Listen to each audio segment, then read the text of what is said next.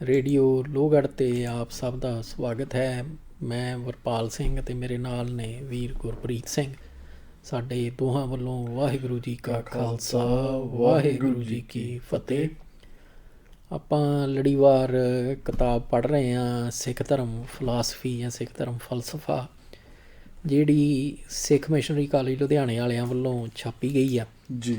ਅਤੇ ਉਹਦੇ ਵਿੱਚ ਛੋਟੇ ਛੋਟੇ ਕਹਿ ਲਓ ਵੀ ਲੇਖ ਨੇ ਵੀ ਜਿਵੇਂ ਧਰਮ ਕੀ ਹੈ, ਉਹ ਆਪਾਂ ਪਿਛਲੇ ਭਾਗਾਂ ਦੇ ਵਿੱਚ ਪੂਰਾ ਕੀਤਾ ਜੀ। ਅਤੇ ਪਿਛਲਾ ਜਿਹੜਾ ਪ੍ਰੋਗਰਾਮ ਸੀਗਾ ਉਹਦੇ ਵਿੱਚੋਂ ਆਪਾਂ ਧਰਮ ਦੀ ਲੋੜ ਜਿਹੜੀ ਆ ਵੀ ਉਹ ਲੇਖ ਜਿਹੜਾ ਆ ਵੀ ਉਹ ਆਪਾਂ ਸ਼ੁਰੂ ਕੀਤਾ ਆ ਜੀ। ਉਹਦਾ ਅਗਲਾ ਭਾਗ ਜਿਹੜਾ ਆ ਵੀ ਉਹਦੇ ਵਿੱਚ ਆਪਾਂ ਵਿਚਾਰੀਏ ਵੀ ਜਿਹੜੀ ਪਿਛਲੀ ਵਾਰੀ ਆਪਾਂ ਵਿਚਾਰ ਕਰ ਰਹੇ ਸੀ ਵੀ ਧਰਮ ਦੀ ਲੋੜ ਜਿਹੜੀ ਆ ਉਹ ਪੈਂਦੀ ਕਿਉਂ ਆ। ਬਿਲਕੁਲ ਜੀ। ਅਤੇ ਉਹਨੂੰ ਆਪਾਂ ਅਗਾਂਹ ਵਿਚਾਰ ਨੂੰ ਜਿਹੜਾ ਆ ਵੀ ਉਹ ਅੱਜ ਦੇ ਪ੍ਰੋਗਰਾਮ ਦੇ ਵਿੱਚ ਤੋਰਨਾ ਆ। ਅਤੇ ਜਦੋਂ ਆਪਾਂ ਕਿਸੇ ਵੀ ਵਿਸ਼ੇ ਬਾਰੇ ਕੁਛ ਵੀ ਵਿਚਾਰਦੇ ਹਾਂ, ਕੋਈ ਵੀ ਸਵਾਲ ਹੋਵੇ, ਅਤੇ ਜਦੋਂ ਦਿਮਾਗ ਦੇ ਵਿੱਚ ਇੱਕ ਸਵਾਲ ਆਉਂਦਾ ਆ ਅਤੇ ਉਹ ਫਿਰ ਤੁਹਾਨੂੰ ਟਿਕ ਕੇ ਬੈਠਣ ਨਹੀਂ ਦਿੰਦਾ ਵੀ ਜਿੰਨੀ ਦੇਰ ਤੱਕ ਵੀ ਤੁਸੀਂ ਆਪਣੀਆਂ ਕੋਸ਼ਿਸ਼ਾਂ ਜਿਹੜੀਆਂ ਆ ਵੀ ਉਹ ਕਰਦੇ ਨਹੀਂ ਰਹਿੰਦੇ ਵੀ ਇਹਦਾ ਜਵਾਬ ਕੀ ਆ, ਵੀ ਇਹ ਇੱਦਾਂ ਕਿਉਂ ਆ। ਔਰ ਉਹ ਜਿਹੜੀ ਚੀਜ਼ ਆ ਵੀ ਉਹ ਤੁਹਾਨੂੰ ਹਰੇਕ ਥਾਂ ਦੇ ਉੱਤੇ ਇਤਿਹਾਸ ਦੇ ਵਿੱਚ ਵੀ ਦਿਖਦੀ ਆ ਵੀ ਜਦੋਂ ਨਿਊਟਨ ਦੀ ਗੱਲ ਕਰਦੇ ਹਾਂ ਵੀ ਇਹ ਵੀ ਉਹਦੇ ਸਿਰ ਦੇ ਉੱਤੇ ਸੇਬ ਡਿੱਗਿਆ ਅਤੇ ਉਹਨੇ ਸਵਾਲ ਇਹ ਕੀਤਾ ਵੀ ਸੇਬ ਜਿਹੜਾ ਆ ਵੀ ਉਹ ਥੱਲੇ ਨੂੰ ਹੀ ਕਿਉਂ ਡਿੱਗਦਾ, ਉੱਪਰ ਨੂੰ ਕਿਉਂ ਨਹੀਂ ਜਾਂਦਾ ਜਾਂ ਉੱਥੇ ਕਿਉਂ ਨਹੀਂ ਟਿਕ ਜਾਂਦਾ। ਹੁਣ ਜਦੋਂ ਸਵਾਲ ਦਿਮਾਗ ਦੇ ਵਿੱਚ ਆਉਂਦਾ ਆ ਅਤੇ ਉੱਥੋਂ ਫਿਰ ਵੀ ਜਿਹੜੀ ਬੰਦੇ ਦੀ ਕਹਿ ਲਓ ਵੀ ਕੋਸ਼ਿਸ਼ ਆ ਉਸ ਸਵਾਲ ਦਾ ਜਵਾਬ ਲੱਭਣੇ ਦੀ, ਉਹ ਸ਼ੁਰੂ ਹੋ ਜਾਂਦੀ ਹੈ। ਜੀ ਬਿਲਕੁਲ। ਅਤੇ ਉਹ ਜਿਹੜੀ ਕੋਸ਼ਿਸ਼ ਆ ਉਹ ਬਸ ਉਹ ਸਿਰਫ ਸਵਾਲ ਪੁੱਛਣੇ ਤੱਕ ਨਹੀਂ ਰਹਿ ਜਾਂਦੀ, ਫਿਰ ਉਹ ਜਿੰਨੀ ਦੇਰ ਤੱਕ ਉਹਦਾ ਜਵਾਬ ਮਿਲ ਨਹੀਂ ਜਾਂਦਾ ਫਿਰ ਉਹ ਤੁਹਾਨੂੰ ਟਿਕ ਕੇ ਬੈਠਣ ਨਹੀਂ ਦਿੰਦੀ ਵੀ ਤੁਸੀਂ ਸਿਰਫ ਇਹ ਨਹੀਂ ਕਹਿ ਸਕਦੇ ਵੀ ਅੱਛਾ ਵੀ ਠੀਕ ਆ ਸਵਾਲ ਮੇਰੇ ਦਿਮਾਗ 'ਚ ਹੈਗਾ ਪਰ ਜਵਾਬ ਇਹਦਾ ਕੀ ਆ ਉਹ ਮੈਨੂੰ ਪਤਾ ਨਹੀਂ, ਅਤੇ ਮੈਂ ਕੋਸ਼ਿਸ਼ ਵੀ ਨਹੀਂ ਕਰਨੀ। ਬਿਲਕੁਲ। ਕਿਉਂਕਿ ਕੋਸ਼ਿਸ਼ ਕਰਨੀ ਜਿਹੜੀ ਆ ਉਹ ਇੱਕ ਤਰ੍ਹਾਂ ਨਾਲ ਕਹਿ ਲਓ ਵੀ ਜਦੋਂ ਗੁਰੂ ਪਾਤਸ਼ਾਹ ਕਹਿੰਦੇ ਨਾ ਵੀ ਨਾਨਕ ਲਿਖਿਆ ਨਾਲ, ਜੀ, ਵੀ ਕਬ ਸਚਿਆਰਾ ਹੋਈ ਹੈ ਕਿ ਕੂੜਾ ਟੁੱਟੇ ਪਾਲ ਹੁਕਮ ਰਜਾਈ ਚੱਲਣਾ ਨਾਨਕ ਲਿਖਿਆ ਨਾਲ। ਜੀ। ਉਹ ਜਿਹੜਾ ਨਾਲ ਲਿਖਿਆ ਆ ਉਹਦੇ ਵਿੱਚ ਕਹਿ ਲਓ ਭਈ ਜਿਹੜਾ ਸਵਾਲ ਦਾ ਜਵਾਬ ਲੱਭਣੇ ਦੀ ਜਿਹੜੀ ਬਿਰਤੀ ਆ ਉਹ ਵੀ ਨਾਲ ਹੀ ਆ। ਅਤੇ ਉਹ ਸਾਰਾ ਕੁਛ ਜਿਹੜਾ ਵੀ ਜਦੋਂ ਆਪਾਂ ਫਿਰ ਪਿਛਲੀ ਵਾਰੀ ਹਵਾਲਾ ਵੀ ਸੀਗਾ ਜਪਜੀ ਸਾਹਿਬ ਦੇ 5 ਖੰਡਾਂ ਦਾ, ਉਹਦੇ ਵਿੱਚ ਵੀ ਜਿਹੜਾ ਪਹਿਲਾ ਖੰਡ ਆ ਉਹ ਅਸਲ ਦੇ ਵਿੱਚ ਸਵਾਲ ਤੋਂ ਹੀ ਸ਼ੁਰੂ ਹੁੰਦਾ ਆ ਭਈ ਧਰਮ ਕੀ ਆ, ਧਰਮ ਦੀ ਲੋੜ ਕੀ ਆ। ਬਿਲਕੁਲ। ਅਤੇ ਮਤਲਬ ਵੀ ਜਾਂ ਕਹਿ ਲਓ ਵੀ ਸਵਾਲ ਇਹ ਬਣ ਜਾਂਦਾ ਵੀ ਜੋ ਕੁਛ ਅਸੀਂ ਵੇਖ ਰਹੇ ਹਾਂ ਵੀ ਇਹਦਾ ਕੋਈ ਕਰਤਾ ਆ। ਬਿਲਕੁਲ। ਇਹਨੂੰ ਕੋਈ ਬਣਾਉਣੇ ਵਾਲਾ ਆ, ਵੀ ਉਹ ਕਿਹੜੀ ਤਾਕਤ ਆ ਵੀ ਜਿਹਨੇ ਇਹ ਸਾਰਾ ਕੁਛ ਹੋਂਦ ਵਿੱਚ ਲਿਆਂਦਾ ਹੈ। ਉਸ ਸਵਾਲ ਤੋਂ ਫਿਰ ਗਾਂਹ ਜਿਹੜਾ ਆ ਵੀ ਸਾਡਾ ਜਿਹੜਾ ਉਹ ਸਵਾਲ ਦਾ ਜਵਾਬ ਲੱਭਣੇ ਦਾ ਜਿਹੜਾ ਮੁਹਿੰਮ ਕਹਿ ਲਓ ਵੀ ਉਹ ਸ਼ੁਰੂ ਹੁੰਦੀ ਹੈ। ਜੀ। ਉਹ ਹਰੇਕ ਬੰਦਾ ਜਿਹੜਾ ਆ ਉਹਦੀ ਪਰਸਨਲ ਮੁਹਿੰਮ ਜਿਹੜੀ ਆ ਉਹ ਹਰੇਕ ਕਿਸੇ ਨਾ ਕਿਸੇ ਪੁਆਇੰਟ ਦੇ ਉੱਤੇ ਉਹਨੇ ਸ਼ੁਰੂ ਕਰਨੀ ਆ। ਬਿਲਕੁਲ।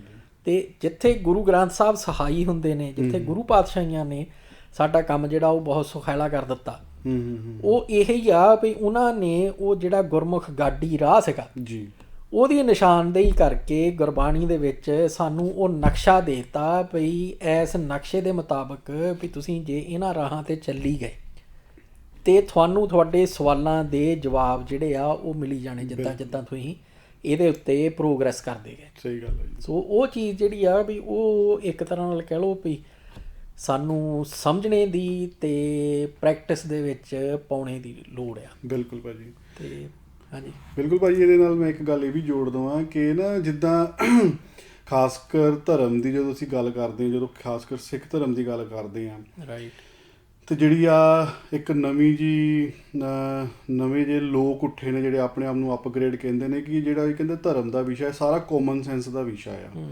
ਜਿਹੜਾ ਗੁਰੂ ਸਾਹਿਬ ਨੂੰ ਵੀ ਉਹਨਾਂ ਨੇ ਇਸੇ ਹੀ ਤਰਜ਼ 'ਤੇ ਕਹਿੰਦੇ ਵੀ ਇਹ ਸਾਰੀਆਂ ਕਾਮਨ ਜਿਹੀਆਂ ਗੱਲਾਂ ਨੇ, ਕਾਮਨ ਸੈਂਸ ਦੀਆਂ ਗੱਲਾਂ ਨੇ। ਹੁਣ ਜਿਹੜਾ ਨਿਊਟਨ ਦੇ ਸਿਰ ਦੇ ਉੱਤੇ ਸੇਬ ਡਿੱਗਿਆ ਸੀਗਾ ਨਾ, ਰਾਈਟ, ਅਤੇ ਉਸ ਤੋਂ ਬਾਅਦ ਜਿਹੜਾ ਉਹਦੇ ਦਿਮਾਗ ਦੇ ਵਿੱਚ ਜਿਹੜਾ ਸਵਾਲ ਆਇਆ ਉਹ ਇੱਕ ਰੇਅਰ ਸੈਂਸ ਸੀਗੀ, ਨਾ ਕਿ ਕਾਮਨ ਸੈਂਸ। ਜੇ ਸੇਬ ਡਿੱਗਦਾ ਥੱਲੇ, ਸੇਬ ਡਿੱਗ ਕੇ ਉਹਨੇ ਚੱਕ ਕੇ ਖਾ ਲੈਣਾ ਸੀ, ਉਹ ਸੀ ਕਾਮਨ ਸੈਂਸ ਜਿਹੜੀ ਆਮ ਲੋਕਾਈ ਕਰ ਰਹੀ ਸੀ। ਬਿਲਕੁਲ। ਇਹ ਰੇਅਰ ਸੈਂਸ ਸੀਗੀ ਜਿਹੜੀ ਉਹਨੇ ਉਸ ਸਵਾਲ ਜਿਹੜਾ ਉਹਦੇ ਦਿਮਾਗ ਦੇ ਵਿੱਚ ਪਾਇਆ ਤੇ ਉਹਦੇ ਜਵਾਬ ਦੇ ਵਿੱਚ ਫਿਰ ਉਹਨੇ ਖੋਜ ਕਰਨੀ ਸ਼ੁਰੂ ਕੀਤੀ। ਤੇ ਇਸੇ ਹੀ ਗਰਾਊਂਡ ਦੇ ਉੱਤੇ ਜਿਹੜਾ ਗੁਰੂ ਸਾਹਿਬ ਨੇ ਜੋ ਕੁਝ ਕੀਤਾ ਨਾ ਉਹ ਇੱਕ ਰੇਅਰ ਸੈਂਸ ਚੋਂ ਨਿਕਲਿਆ ਆ। ਤੁਸੀਂ ਉਹਨੂੰ ਕਾਮਨ ਨਹੀਂ ਕਹਿ ਸਕਦੇ। ਹਾਂ, ਉਹ ਇੱਕ ਮੈਪ ਤਿਆਰ ਹੋ ਗਿਆ, ਇੱਕ ਗਰਾਊਂਡ ਤਿਆਰ ਹੋ ਗਈ, ਫਿਰ ਤੁਸੀਂ ਉਹਨੂੰ ਹੁਣ ਕਾਮਨ ਕਹਿਣ ਲੱਗ ਗਏ। ਠੀਕ ਹੈ ਭਾਜੀ। ਹੁਣ ਜਿਹੜਾ ਇੰਨੇ ਹਜ਼ਾਰ ਸਾਲ ਤੋਂ ਗੁਲਾਮੀ ਕਰ ਰਿਹਾ ਸੀਗਾ ਜਿਹੜਾ ਬੰਦਾ, ਜਿਹੜਾ ਭਾਰਤ ਦੀ ਗੱਲ ਕਰਦੇ ਜਦੋਂ, ਜਿਹੜੀ ਅਖੌਤੀ ਜਾਤਾਂ ਦੇ ਵਿੱਚ ਜਿਹੜੀ ਨੀਵੀਂ ਜਾਤਾਂ ਗੁਲਾਮੀ ਕਰ ਰਹੀਆਂ ਸੀਗੀਆਂ, ਉਹਨਾਂ ਦੇ ਦਿਮਾਗ 'ਚ ਤਾਂ ਆਇਆ ਨਹੀਂ ਇੰਨੇ ਸਾਲ ਤੋਂ ਭਾਈ ਕਿ ਅਸੀਂ ਗੁਲਾਮ ਨਹੀਂ ਹੈਗੇ, ਰੱਬ ਨੇ ਸਾਨੂੰ ਸਾਰਿਆਂ ਨੂੰ ਇੱਕੋ ਜਿਹਾ ਬਣਾਇਆ ਆ। ਬਟ ਜਦੋਂ ਗੁਰੂ ਸਾਹਿਬ ਨੇ ਉਹ ਰੇਅਰ ਸਾਇੰਸ 'ਚੋਂ ਥਿਊਰੀ ਕੱਢ ਕੇ ਦੇ ਦਿੱਤੀ ਤੇ ਉਹ ਕਈ ਸਾਲ ਤੋਂ ਬਾਅਦ ਕਾਮਨ ਹੋਣ ਲੱਗ ਗਈ ਤੁਹਾਡੇ ਵਾਸਤੇ, ਤੇ ਤੁਸੀਂ ਰੌਲਾ ਪਾਤਾ ਜੀ ਇਹ ਤਾਂ ਕਾਮਨ ਜਿਹੀਆਂ ਗੱਲਾਂ ਨੇ, ਜਦ ਕਿ ਇਹ ਕਾਮਨ ਗੱਲਾਂ ਨਹੀਂ। ਨਾਲੇ ਉਸ ਸਮੇਂ ਦੇ ਵਿੱਚ ਉਹ ਗੱਲਾਂ ਕਰਨੀਆਂ ਕਦੇ ਕਾਮਨ ਹੋ ਹੀ ਨਹੀਂ ਸਕਦੀ। ਆ ਅੱਜ ਦੇ ਤੁਸੀਂ ਜਿਹੜਾ ਦੁਨੀਆ ਆ ਵੀ ਉਹਦੇ ਵਿੱਚ ਵੀ ਕੰਟਰਾਸਟ ਕਰ ਲਓ। ਬਿਲਕੁਲ। ਇੱਕ ਪਾਸੇ ਪੰਜਾਬ ਆ ਜੀ, ਦੂਜੇ ਪਾਸੇ ਯੂਪੀ ਆ। ਬਿਲਕੁਲ। ਹੁਣ ਉਹ ਜੋ ਹਾਥਰਸ ਦੇ ਵਿੱਚ ਹੋਇਆ ਆ ਜੀ, ਵੀ ਉਹ ਕੁੜੀ ਦੇ ਨਾਲ ਵੀ ਜੋ ਕੀਤਾ ਗਿਆ, ਤੇ ਜਿਨ੍ਹਾਂ ਨੇ ਕੀਤਾ ਤੇ ਕੁੜੀ ਦੇ ਨਾਲ ਉਹ ਇੱਕ ਪਾਸੇ ਜੀ, ਪਰ ਉਹ ਤੋਂ ਬਾਅਦ ਜਿਹੜਾ ਨਿਜ਼ਾਮ ਆ ਜੀ, ਉਹਨੇ ਜੋ ਕੁੜੀ ਦੇ ਨਾਲ ਕੀਤਾ, ਬਿਲਕੁਲ ਸਹੀ ਗੱਲ ਹੈ। ਹੁਣ ਉਹ ਸਾਰਾ ਕੁਝ ਜਿਹੜਾ ਆ ਉਹ ਸਿਰਫ ਇਸ ਕਰਕੇ ਆ ਵੀ ਕਿਉਂਕਿ ਕੁੜੀ ਜਿਹੜੀ ਆ ਵੀ ਉਹ ਸੋ ਕਾਲਡ ਨੀਵੀਂ ਜਾਤ ਚ। ਸਹੀ ਗੱਲ ਹੈ। ਹੁਣ ਉਹਦੇ ਤੋਂ ਤੁਸੀਂ ਇਹ ਅੰਦਾਜ਼ਾ ਲਾ ਲਓ ਵੀ ਅੱਜ ਵੀ ਜੇ ਆਹ ਹਾਲਤ ਆ ਜੀ, ਤੇ ਗੁਰੂ ਪਾਤਸ਼ਾਹ ਦੇ ਟਾਈਮ ਦੇ ਉੱਤੇ ਤੁਸੀਂ 500 ਸਾਲ ਪਿੱਛੇ ਚੱਲ ਜਾਓ, ਉਸ ਵੇਲੇ ਹਾਲਤ ਜਿਹੜੀ ਆ ਵੀ ਉਹ ਕੀ ਸੀਗੀ, ਕੀ ਹੋਣੀ ਆ, ਕਿੰਨੀ ਭਿਆਨਕ ਹੋਣੀ। ਬਿਲਕੁਲ। ਵੀ ਜਿੱਥੇ ਤੁਸੀਂ ਉਹਨਾਂ ਨੂੰ ਵੀ ਜਿਨ੍ਹਾਂ ਨੂੰ ਤੁਸੀਂ ਨੀਵੀਆਂ ਜਾਤਾਂ ਕਹਿੰਦੇ ਆ ਵੀ ਤੁਸੀਂ ਬੰਦਿਆਂ ਵਾਂਗ ਵੀ ਨਹੀਂ ਟਰੀਟ ਕਰਦੇ ਪਏ। ਬਿਲਕੁਲ। ਜੇ ਅੱਜ ਆਹ ਹਾਲਤ ਆ ਵੀ ਜਿੱਥੇ ਤੁਸੀਂ ਕਹਿੰਦੇ ਆ ਵੀ ਜੱਜ ਵੀ ਹੈਗੇ ਆ ਤੇ ਪੁਲਿਸ ਵੀ ਹੈਗੀ ਆ, ਕਚਹਿਰੀਆਂ, ਸਾਰਾ ਕੁਝ ਹੈਗਾ, ਵੀ ਸਿਸਟਮ ਆ ਜੀ ਇੱਕ ਪੂਰਾ ਡੈਮੋਕ੍ਰੇਸੀ ਦਾ ਵੀ ਜਿਹੜਾ ਚੱਲਦਾ ਆ, ਔਰ ਉਹਦੇ ਵਿੱਚ ਜਦੋਂ ਆਹ ਸਰੇਆਮ ਹੋ ਰਿਹਾ ਆ ਜਾਤ ਦੇ ਨਾਂ ਦੇ ਉੱਤੇ, ਤੇ ਉਸ ਵੇਲੇ ਤੁਸੀਂ ਜਾ ਕੇ ਦੇਖੋ ਵੀ 500 ਸਾਲ ਪਿੱਛੇ ਬਈ ਉਹਨੇ ਜਿਹੜਾ ਆ ਵੀ ਬਦਲਾਅ ਜਿਸ ਹੱਦ ਤੱਕ ਲਿਆਂਦਾ, ਅਜੇ ਵੀ ਪੰਜਾਬ ਦੇ ਵਿੱਚ ਹਾਲਤ ਜਿਹੜੀ ਆ ਉਹ ਏਡੀ ਮਾੜੀ ਨਹੀਂ ਹੋਈ। ਵੀ ਜਦੋਂ ਕਿ ਇਹ ਵੀ ਮਤਲਬ ਜਿਹੜੀ ਮੈਜੋਰਟੀ ਆ ਉਹ ਸਿੱਖੀ ਤੋਂ ਬਹੁਤ ਦੂਰ ਜਾ ਚੁੱਕੀ ਆ। ਗੁਰੂ ਪਾਤਸ਼ਾਹ ਦੇ ਜਿਹੜੇ ਦਿੱਤੇ ਹੋਏ ਸਿਧਾਂਤ ਆ ਉਹਦੇ ਮੁਤਾਬਕ ਜੀਵਨ ਨਹੀਂ ਜਿਉਂਦੇ, ਔਰ ਖਾਸ ਤੌਰ ਤੇ ਜਿਹੜੇ ਖੱਪ ਗਰੇਡ ਆ, ਇਹ ਤੇ ਜਮਾ ਹੀ ਕਹਿ ਲਓ ਵੀ ਇਹ ਵੀ ਉਹ ਜਿਹੜੀਆਂ ਸਿੱਖੀ ਦੇ ਬੂਟੇ ਦੀਆਂ ਜੜ੍ਹਾਂ ਨੇ ਉਹਨਾਂ 'ਚ ਤੇਲ ਦੇਣ ਦੇ ਆ, ਪਰ ਫਿਰ ਵੀ ਉਹ ਸਾਰਾ ਜਿਹੜਾ ਸਿਸਟਮ ਗੁਰੂ ਪਾਤਸ਼ਾਹ ਨੇ ਬਣਾ ਕੇ ਸਾਨੂੰ ਦੇ ਦਿੱਤਾ ਜੀ, ਉਹਨੂੰ ਅਜੇ ਤੱਕ ਵੀ ਖਤਮ ਕਰਨਾ ਜਿਹੜਾ ਆ ਉਹ ਇਹਨਾਂ ਬੰਦਿਆਂ ਦੇ ਵੱਸ ਦੀ ਗੱਲ ਅਜੇ ਵੀ ਨਹੀਂ ਹੈਗੀ।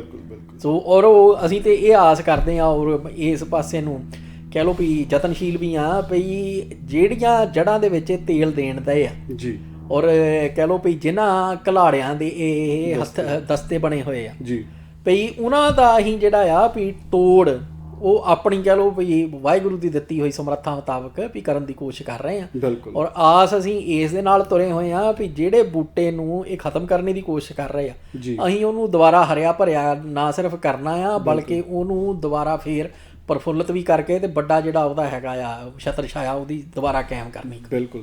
ਨਹੀਂ ਭਾਜੀ, ਹੁਣ ਤਾਂ ਇਹਨਾਂ ਦੇ ਵਿਚਾਰਾਂ ਦੇ ਹਾਲਾਤ ਤਾਂ ਇੱਥੇ ਆ ਗਏ ਕਿ ਹੁਣ ਇਹ ਹਰ ਪਾਸਿਓਂ ਨਕਾਰੇ ਜਾ ਚੁੱਕੇ ਆ। ਜਿਹੜੀਆਂ ਥਿਊਰੀਆਂ ਦੇ ਰਹੇ ਹਨ ਉਹ ਹਰ ਪਾਸਿਓਂ, ਵੈਸੇ ਵੀ ਉਹ ਜਿਹੜੀਆਂ ਥਿਊਰੀਆਂ ਸੀਗੀਆਂ ਇੱਕ ਕਾਮਰੇਡ ਸੋਚ ਦੇ ਵਿੱਚੋਂ ਨਿਕਲੀਆਂ ਸੀਗੀਆਂ, ਤੇ ਆਲਰੇਡੀ ਉਹ ਥਿਊਰੀਆਂ ਪਹਿਲਾਂ ਮਾਰਕੀਟ ਦੇ ਵਿੱਚ ਅਵੇਲੇਬਲ ਸੀਗੀਆਂ, ਬਟ ਇਹਨਾਂ ਨੇ ਉਹਦੇ ਸ਼ਬਦ ਉੱਪਰ ਥੱਲੇ ਕਰਕੇ ਥੋੜ੍ਹਾ ਜਿਹਾ ਧਮਾਕਾ ਜਿਹਾ ਕਰਕੇ ਥਿਊਰੀਆਂ ਦੇਣ ਦੀ ਕੋਸ਼ਿਸ਼ ਕੀਤੀ, ਲੇਕਿਨ ਉਹ ਸਮਾਜ 'ਚ ਕਦੇ ਵੀ ਉਹ ਲਾਗੂ ਹੋ ਹੀ ਨਹੀਂ ਸਕਦੀਆਂ ਹੈਗੀਆਂ ਜਿਹੜੀਆਂ ਥਿਊਰੀਆਂ ਦੇ ਰਹੇ ਆ। ਨਾਲੇ ਜਦੋਂ ਆਪਣੀ ਗੱਲ ਨੂੰ ਆਪ ਹੀ ਕੱਟੀ ਜਾਣਾ ਹੈ, ਉਹ ਮਤਲਬ ਹੁਣ 5 ਮਿੰਟ ਬਾਅਦ ਤੁਸੀਂ ਆਪਣੀ ਕਹੀ ਗੱਲ ਨੂੰ ਆਪ ਹੀ ਕੱਟ ਦੇਣਾ ਆ, ਤੇ ਤੁਹਾਡੀ ਆਪਣੀ ਕੀ ਕ੍ਰੈਡੀਬਿਲਿਟੀ ਰਹਿ ਜਾਂਦੀ, ਕੁਛ ਨਹੀਂ ਰਹਿ ਜਾਂਦੀ।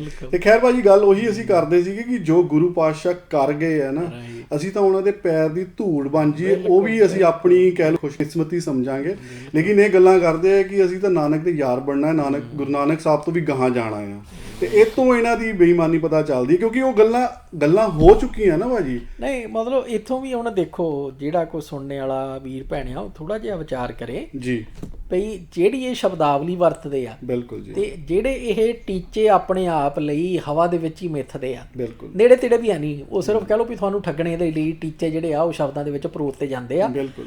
ਪਰ ਤੁਸੀਂ ਇਸ ਚੀਜ਼ ਦੇ ਨਾਲ ਕੰਪੇਅਰ ਕਰਕੇ ਦੇਖੋ ਵੀ ਜਿਹੜੀ ਇਹ ਸ਼ਬਦਾਵਲੀ ਆਪਣੇ ਲਈ ਵਰਤਦੇ ਆ ਤੇ ਗੁਰੂ ਪਾਤਸ਼ਾਹੀਆਂ ਲਈ ਵਰਤਦੇ ਆ ਜੀ, ਬਿਲਕੁਲ, ਉਹਨੂੰ ਤੁਸੀਂ ਗੁਰਬਾਣੀ ਦੇ ਵਿੱਚ ਗੁਰੂ ਪਾਤਸ਼ਾਹੀਆਂ ਨੇ ਜੋ ਕਿਹਾ ਹੋਇਆ ਆ ਜੀ, ਉਹਦੇ ਨਾਲ ਕੰਪੇਅਰ ਕਰਕੇ ਦੇਖੋ ਵੀ ਜਿੱਥੇ ਗੁਰੂ ਪਾਤਸ਼ਾਹ ਆਪਣੇ ਆਪ ਨੂੰ ਕਹਿੰਦੇ ਆ ਵੀ ਮੈਂ ਉਸ ਗੁਰਸਿੱਖ ਦੇ ਵੀ ਪੈਰ ਦੀ ਧੂੜ ਦੇ ਬਰਾਬਰ ਆ ਵੀ ਜਿਹਦੇ ਹਿਰਦੇ ਦੇ ਵਿੱਚ ਉਹ ਪਰਮਾਤਮਾ ਜਿਹੜਾ ਆ ਉਹ ਵਸਦਾ ਹੋਵੇ। ਬਿਲਕੁਲ ਬਿਲਕੁਲ।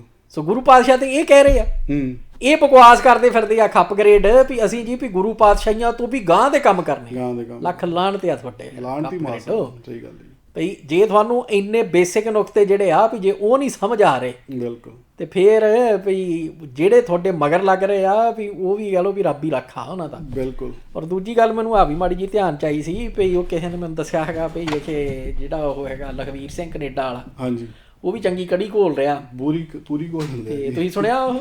ਨਹੀਂ, ਮੈਂ ਉਹਨਾਂ ਦਾ ਤਾਂ ਨਹੀਂ ਸੁਣਿਆ, ਮੈਂ ਆਪਣਾ ਸੁਖਦੇਵ ਸਿੰਘ ਹੋਣਾ ਦਾ ਸੁਣਿਆ ਸੀ। ਉਹਦੇ ਵਿੱਚ ਬਹੁਤ ਵਧੀਆ ਕੰਮ ਕਰਦੇ ਪਏ ਨੇ। ਅੱਛਾ, ਕੀ ਗੱਲ ਹੋਈ ਆ ਉਹ ਮਾੜਾ ਜਿਹਾ ਚਾਨਣਾ ਪਾਓ।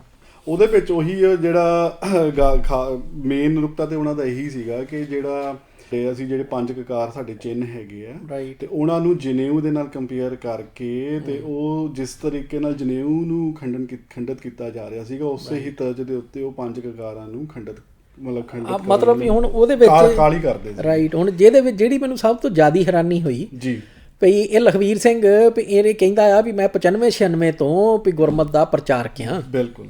ਤੇ ਆ ਹੁਣ ਆ ਕੇ ਜਿਹੜੀਆਂ ਗੱਲਾਂ ਕਰਨ ਲੱਗ ਪਿਆ ਜੀ, ਉੱਥੋਂ ਫਿਰ ਸ਼ੱਕ ਨਹੀਂ ਪੈਦਾ ਹੁੰਦਾ ਵੀ ਇਹ ਕਿਹੋ ਜਿਹਾ ਪ੍ਰਚਾਰਕ ਹੋਊਗਾ ਭਈ ਕੀ ਕਰਦਾ ਰਿਹਾ ਇਹ ਅਜੇ ਤੱਕ ਵੀ ਇਹ ਕਿਹਦੇ ਕਹਿ ਲਓ ਭਈ ਇਸ਼ਾਰਿਆਂ ਦੇ ਉੱਤੇ ਵੀ ਪ੍ਰਚਾਰਕ ਬਣ ਕੇ ਤੇ ਤੁਰਿਆ ਫਿਰਦਾ ਰਿਹਾ। ਬਿਲਕੁਲ ਜੀ। ਤੋ ਉਹ ਸਾਰਾ ਕੁਝ ਜਿਹੜਾ ਆ ਵੀ ਸਿਰਫ ਇੱਕ ਨੁਕਤਾ ਵਿਚਾਰ ਲਓ ਭਈ ਜਿਹੜਾ ਸ਼ਬਦ ਗੁਰੂ ਨਾਨਕ ਪਾਤਸ਼ਾਹ ਦਾ ਜਨੇਊ ਬਾਰੇ ਹੈਗਾ ਆ ਔਰ ਉਹਦੇ ਬਾਰੇ ਫਿਰ ਜਿਹੜਾ ਉਹ ਆਲਟਰਨੇਟਿਵ ਦਿੰਦੇ ਆ ਗੁਰੂ ਪਾਤਸ਼ਾਹ। ਬਿਲਕੁਲ। ਤੇ ਉਹ ਜਿਹੜੀ ਸਾਰੀ ਇਹ ਟ੍ਰੈਡੀਸ਼ਨ ਆ ਜਨੇਊ ਦੀ ਜੀ, ਉਹਦੇ ਵਿੱਚ ਇੱਕ ਜਿਹੜੀ ਚੀਜ਼ ਹੈ ਨਾ ਉਹ ਇਹ ਆ ਭਈ ਤੁਹਾਡੀ ਚੋਇਸ ਨਹੀਂ ਗੀ। ਸਹੀ ਗੱਲ ਹੈ ਭਈ ਤੁਸੀਂ ਜਨੇਊ ਪਾਉਣਾ ਕਿ ਨਹੀਂ ਪਾਉਣਾ। ਉਹ ਬਾਹਮਣ ਜਿਹੜਾ ਆ ਉਹਦਾ ਹੁਕਮ ਆ। ਸਹੀ ਗੱਲ। ਔਰ ਤੁਹਾਡੀ ਜਾਤ ਦੇ ਮੁਤਾਬਕ ਉਹਨੇ ਤੁਹਾਨੂੰ ਦੱਸਣਾ ਆ ਭਈ ਤੁਸੀਂ ਕਿਹੜੇ ਮਟੀਰੀਅਲ ਦਾ ਜਨੇਊ ਪਾਉਣਾ ਹੈ। ਜੀ ਬਿਲਕੁਲ। ਉੱਨ ਦਾ ਪਾਉਣਾ, ਸੂਤ ਦਾ ਪਾਉਣਾ ਕਿ ਸਿਲਕ ਦਾ ਪਾਉਣਾ। ਜੀ ਬਿਲਕੁਲ। ਸੋ ਉਹ ਸਾਰਾ ਕੁਝ ਜਿਹੜਾ ਆ ਭਈ ਉਹ ਤੁਹਾਨੂੰ ਉਹ ਇੱਕ ਗੁਲਾਮੀ ਦੀ ਨਿਸ਼ਾਨੀ ਆ। ਇੱਕ ਕਹਿ ਲਓ ਭਈ ਉਹਦੇ ਬਾਹਮਣ ਆਪਣੀ ਲੱਤ ਦੇ ਥੱਲੇ ਤੁਹਾਨੂੰ ਕੱਢਦਾ। ਬਿਲਕੁਲ। ਇੱਥੇ ਜਿਹੜਾ 5 ਕਕਾਰ ਨੇ ਉਹ ਗੁਰੂ ਪਾਤਸ਼ਾਹ ਦਾ 1699 ਦੀ ਵਿਸਾਖੀ ਦਾ ਸਵਾਲ ਕੀਤਾ ਹੋਇਆ ਜੀ ਭਈ ਜੋ ਤੋਂ ਪ੍ਰੇਮ ਖੇਲਣ ਕਾ ਚਾਹੋ ਸਿਰ ਧਰ ਤਲੀ ਗਲੀ ਮੇਰੀ ਆਓ ਇਤਮਾਰਕ ਪੈਰ ਧਰੀਜੈ ਸਿਰ ਦੀਜੈ ਕਾਣ ਨਾ ਕੀਜੈ।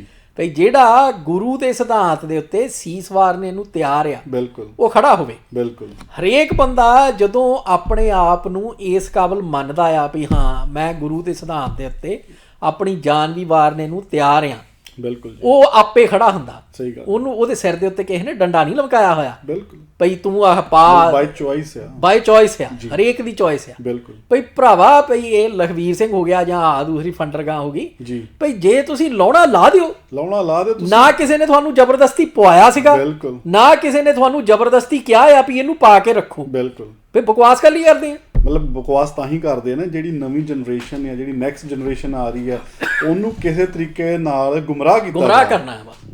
ਹੋਰ ਇਹਨਾਂ ਦਾ ਹੋਰ ਨਹੀਂ ਤਾਂ ਜੇ ਇਹ ਲੋਕਾਂ ਨੂੰ ਕਹਿ ਰਹੇ ਆ ਕਿ ਇਹ ਸਾਰੀਆਂ ਜਿਹੜੀਆਂ ਚੀਜ਼ਾਂ ਨੇ 5 ਕਕਾਰ ਨੇ ਖਾਸ ਕਰ ਇਹਨਾਂ ਦੇ ਪਿੱਛੇ ਕੋਈ ਫਿਲਾਸਫੀ ਕੰਮ ਨਹੀਂ ਕਰਦੀ ਹੈਗੀ, ਫਿਰ ਤੁਸੀਂ ਕਾਹਤੇ ਪਾਏ ਹੋਏ ਆ? ਤੁਸੀਂ ਹੈ ਨਾ ਜੀ ਖੰਡੇ ਦੀ ਪੌਲ ਵੀ ਲਈ ਹੈ, ਦਾੜੇ ਤੁਹਾਡੇ ਪ੍ਰਕਾਸ਼ ਆ, ਸਿਰ ਤੇ ਤੁਸੀਂ ਪੱਗ ਸਜਾਈ ਹੋਈ ਹੈ, ਤੁਸੀਂ ਲਾ ਕੇ ਪਰੇ ਕਰ ਦਿਓ ਜੇ ਤੁਹਾਨੂੰ ਲੱਗਦਾ ਕੋਈ ਫਿਲਾਸਫੀ ਨਹੀਂ ਹੈਗੀ। ਬਿਲਕੁਲ ਹੈ ਨਾ ਜੀ। ਤੇ ਉਹਦਾ ਚਲੋ ਹਾਸੋ ਵਿੱਚ ਤਾਂ ਹਾਸੋ ਹੀ ਨਹੀਂ ਗੱਲਾਂ ਵੀ ਕਰੀ ਜਾਂਦੇ ਸੀਗੇ। ਕਹਿੰਦੇ ਢੱਡਰੀਆਂ ਵਾਲਾ ਕਹਿੰਦਾ ਆ ਹੁਣ ਢੱਡਰੀਆਂ ਵਾਲਾ ਜਦੋਂ ਖੰਡੇ ਦੀ ਪੌਲ ਦਿੰਦਾ ਆ ਉਹ ਕਿਹੜੀ ਫਿਲਾਸਫੀ ਦਿੰਦਾ ਆ? ਉਹ ਫਿਲਾਸਫੀ ਉਹ ਹੁਣ ਉਹ ਲੌਜਿਕ ਇਹ ਦੇ ਰਿਹਾ ਸੀਗਾ ਭਾਜੀ ਆਪਣੇ ਦੀਵਾਨ ਦੇ ਵਿੱਚ ਢੱਡਰੀਆਂ ਵਾਲਾ ਕਿ ਜਿਹੜਾ ਨਾ ਜਦੋਂ ਗੁਰੂ ਸਾਹਿਬ ਨੇ ਜਿੱਦਾਂ ਘਰ ਵਾਲਾ ਤੇ ਘਰ ਵਾਲੀ ਹੁੰਦੇ ਆ, ਘਰ ਵਾਲੀ ਨੇ ਜਿਹੜੇ ਰੰਗ ਦਾ ਸੂਟ ਪਾਇਆ ਹੁੰਦਾ ਆ ਤੇ ਘਰ ਵਾਲਾ ਵੀ ਉਸੇ ਰੰਗ ਦੀ ਪੱਗ ਸਜਾ ਲੈਂਦਾ ਆ। ਠੀਕ ਹੈ ਜੀ। ਤੇ ਕਹਿੰਦਾ ਉਹ ਪਿਆਰ ਹੁੰਦਾ ਆਪਸ ਦੇ ਵਿੱਚ, ਪ੍ਰੇਮ ਹੁੰਦਾ ਆ। ਤੇ ਇਦਾਂ ਹੀ ਸਾਡਾ ਗੁਰੂ ਨਾਲ ਪਿਆਰ ਆ, ਪ੍ਰੇਮ ਆ, ਤੇ ਅਸੀਂ ਜਿੱਦਾਂ ਦਾ ਗੁਰੂ ਆ ਅਸੀਂ ਉਦਾਂ ਦਾ ਹੀ ਬਣਨਾ ਆ।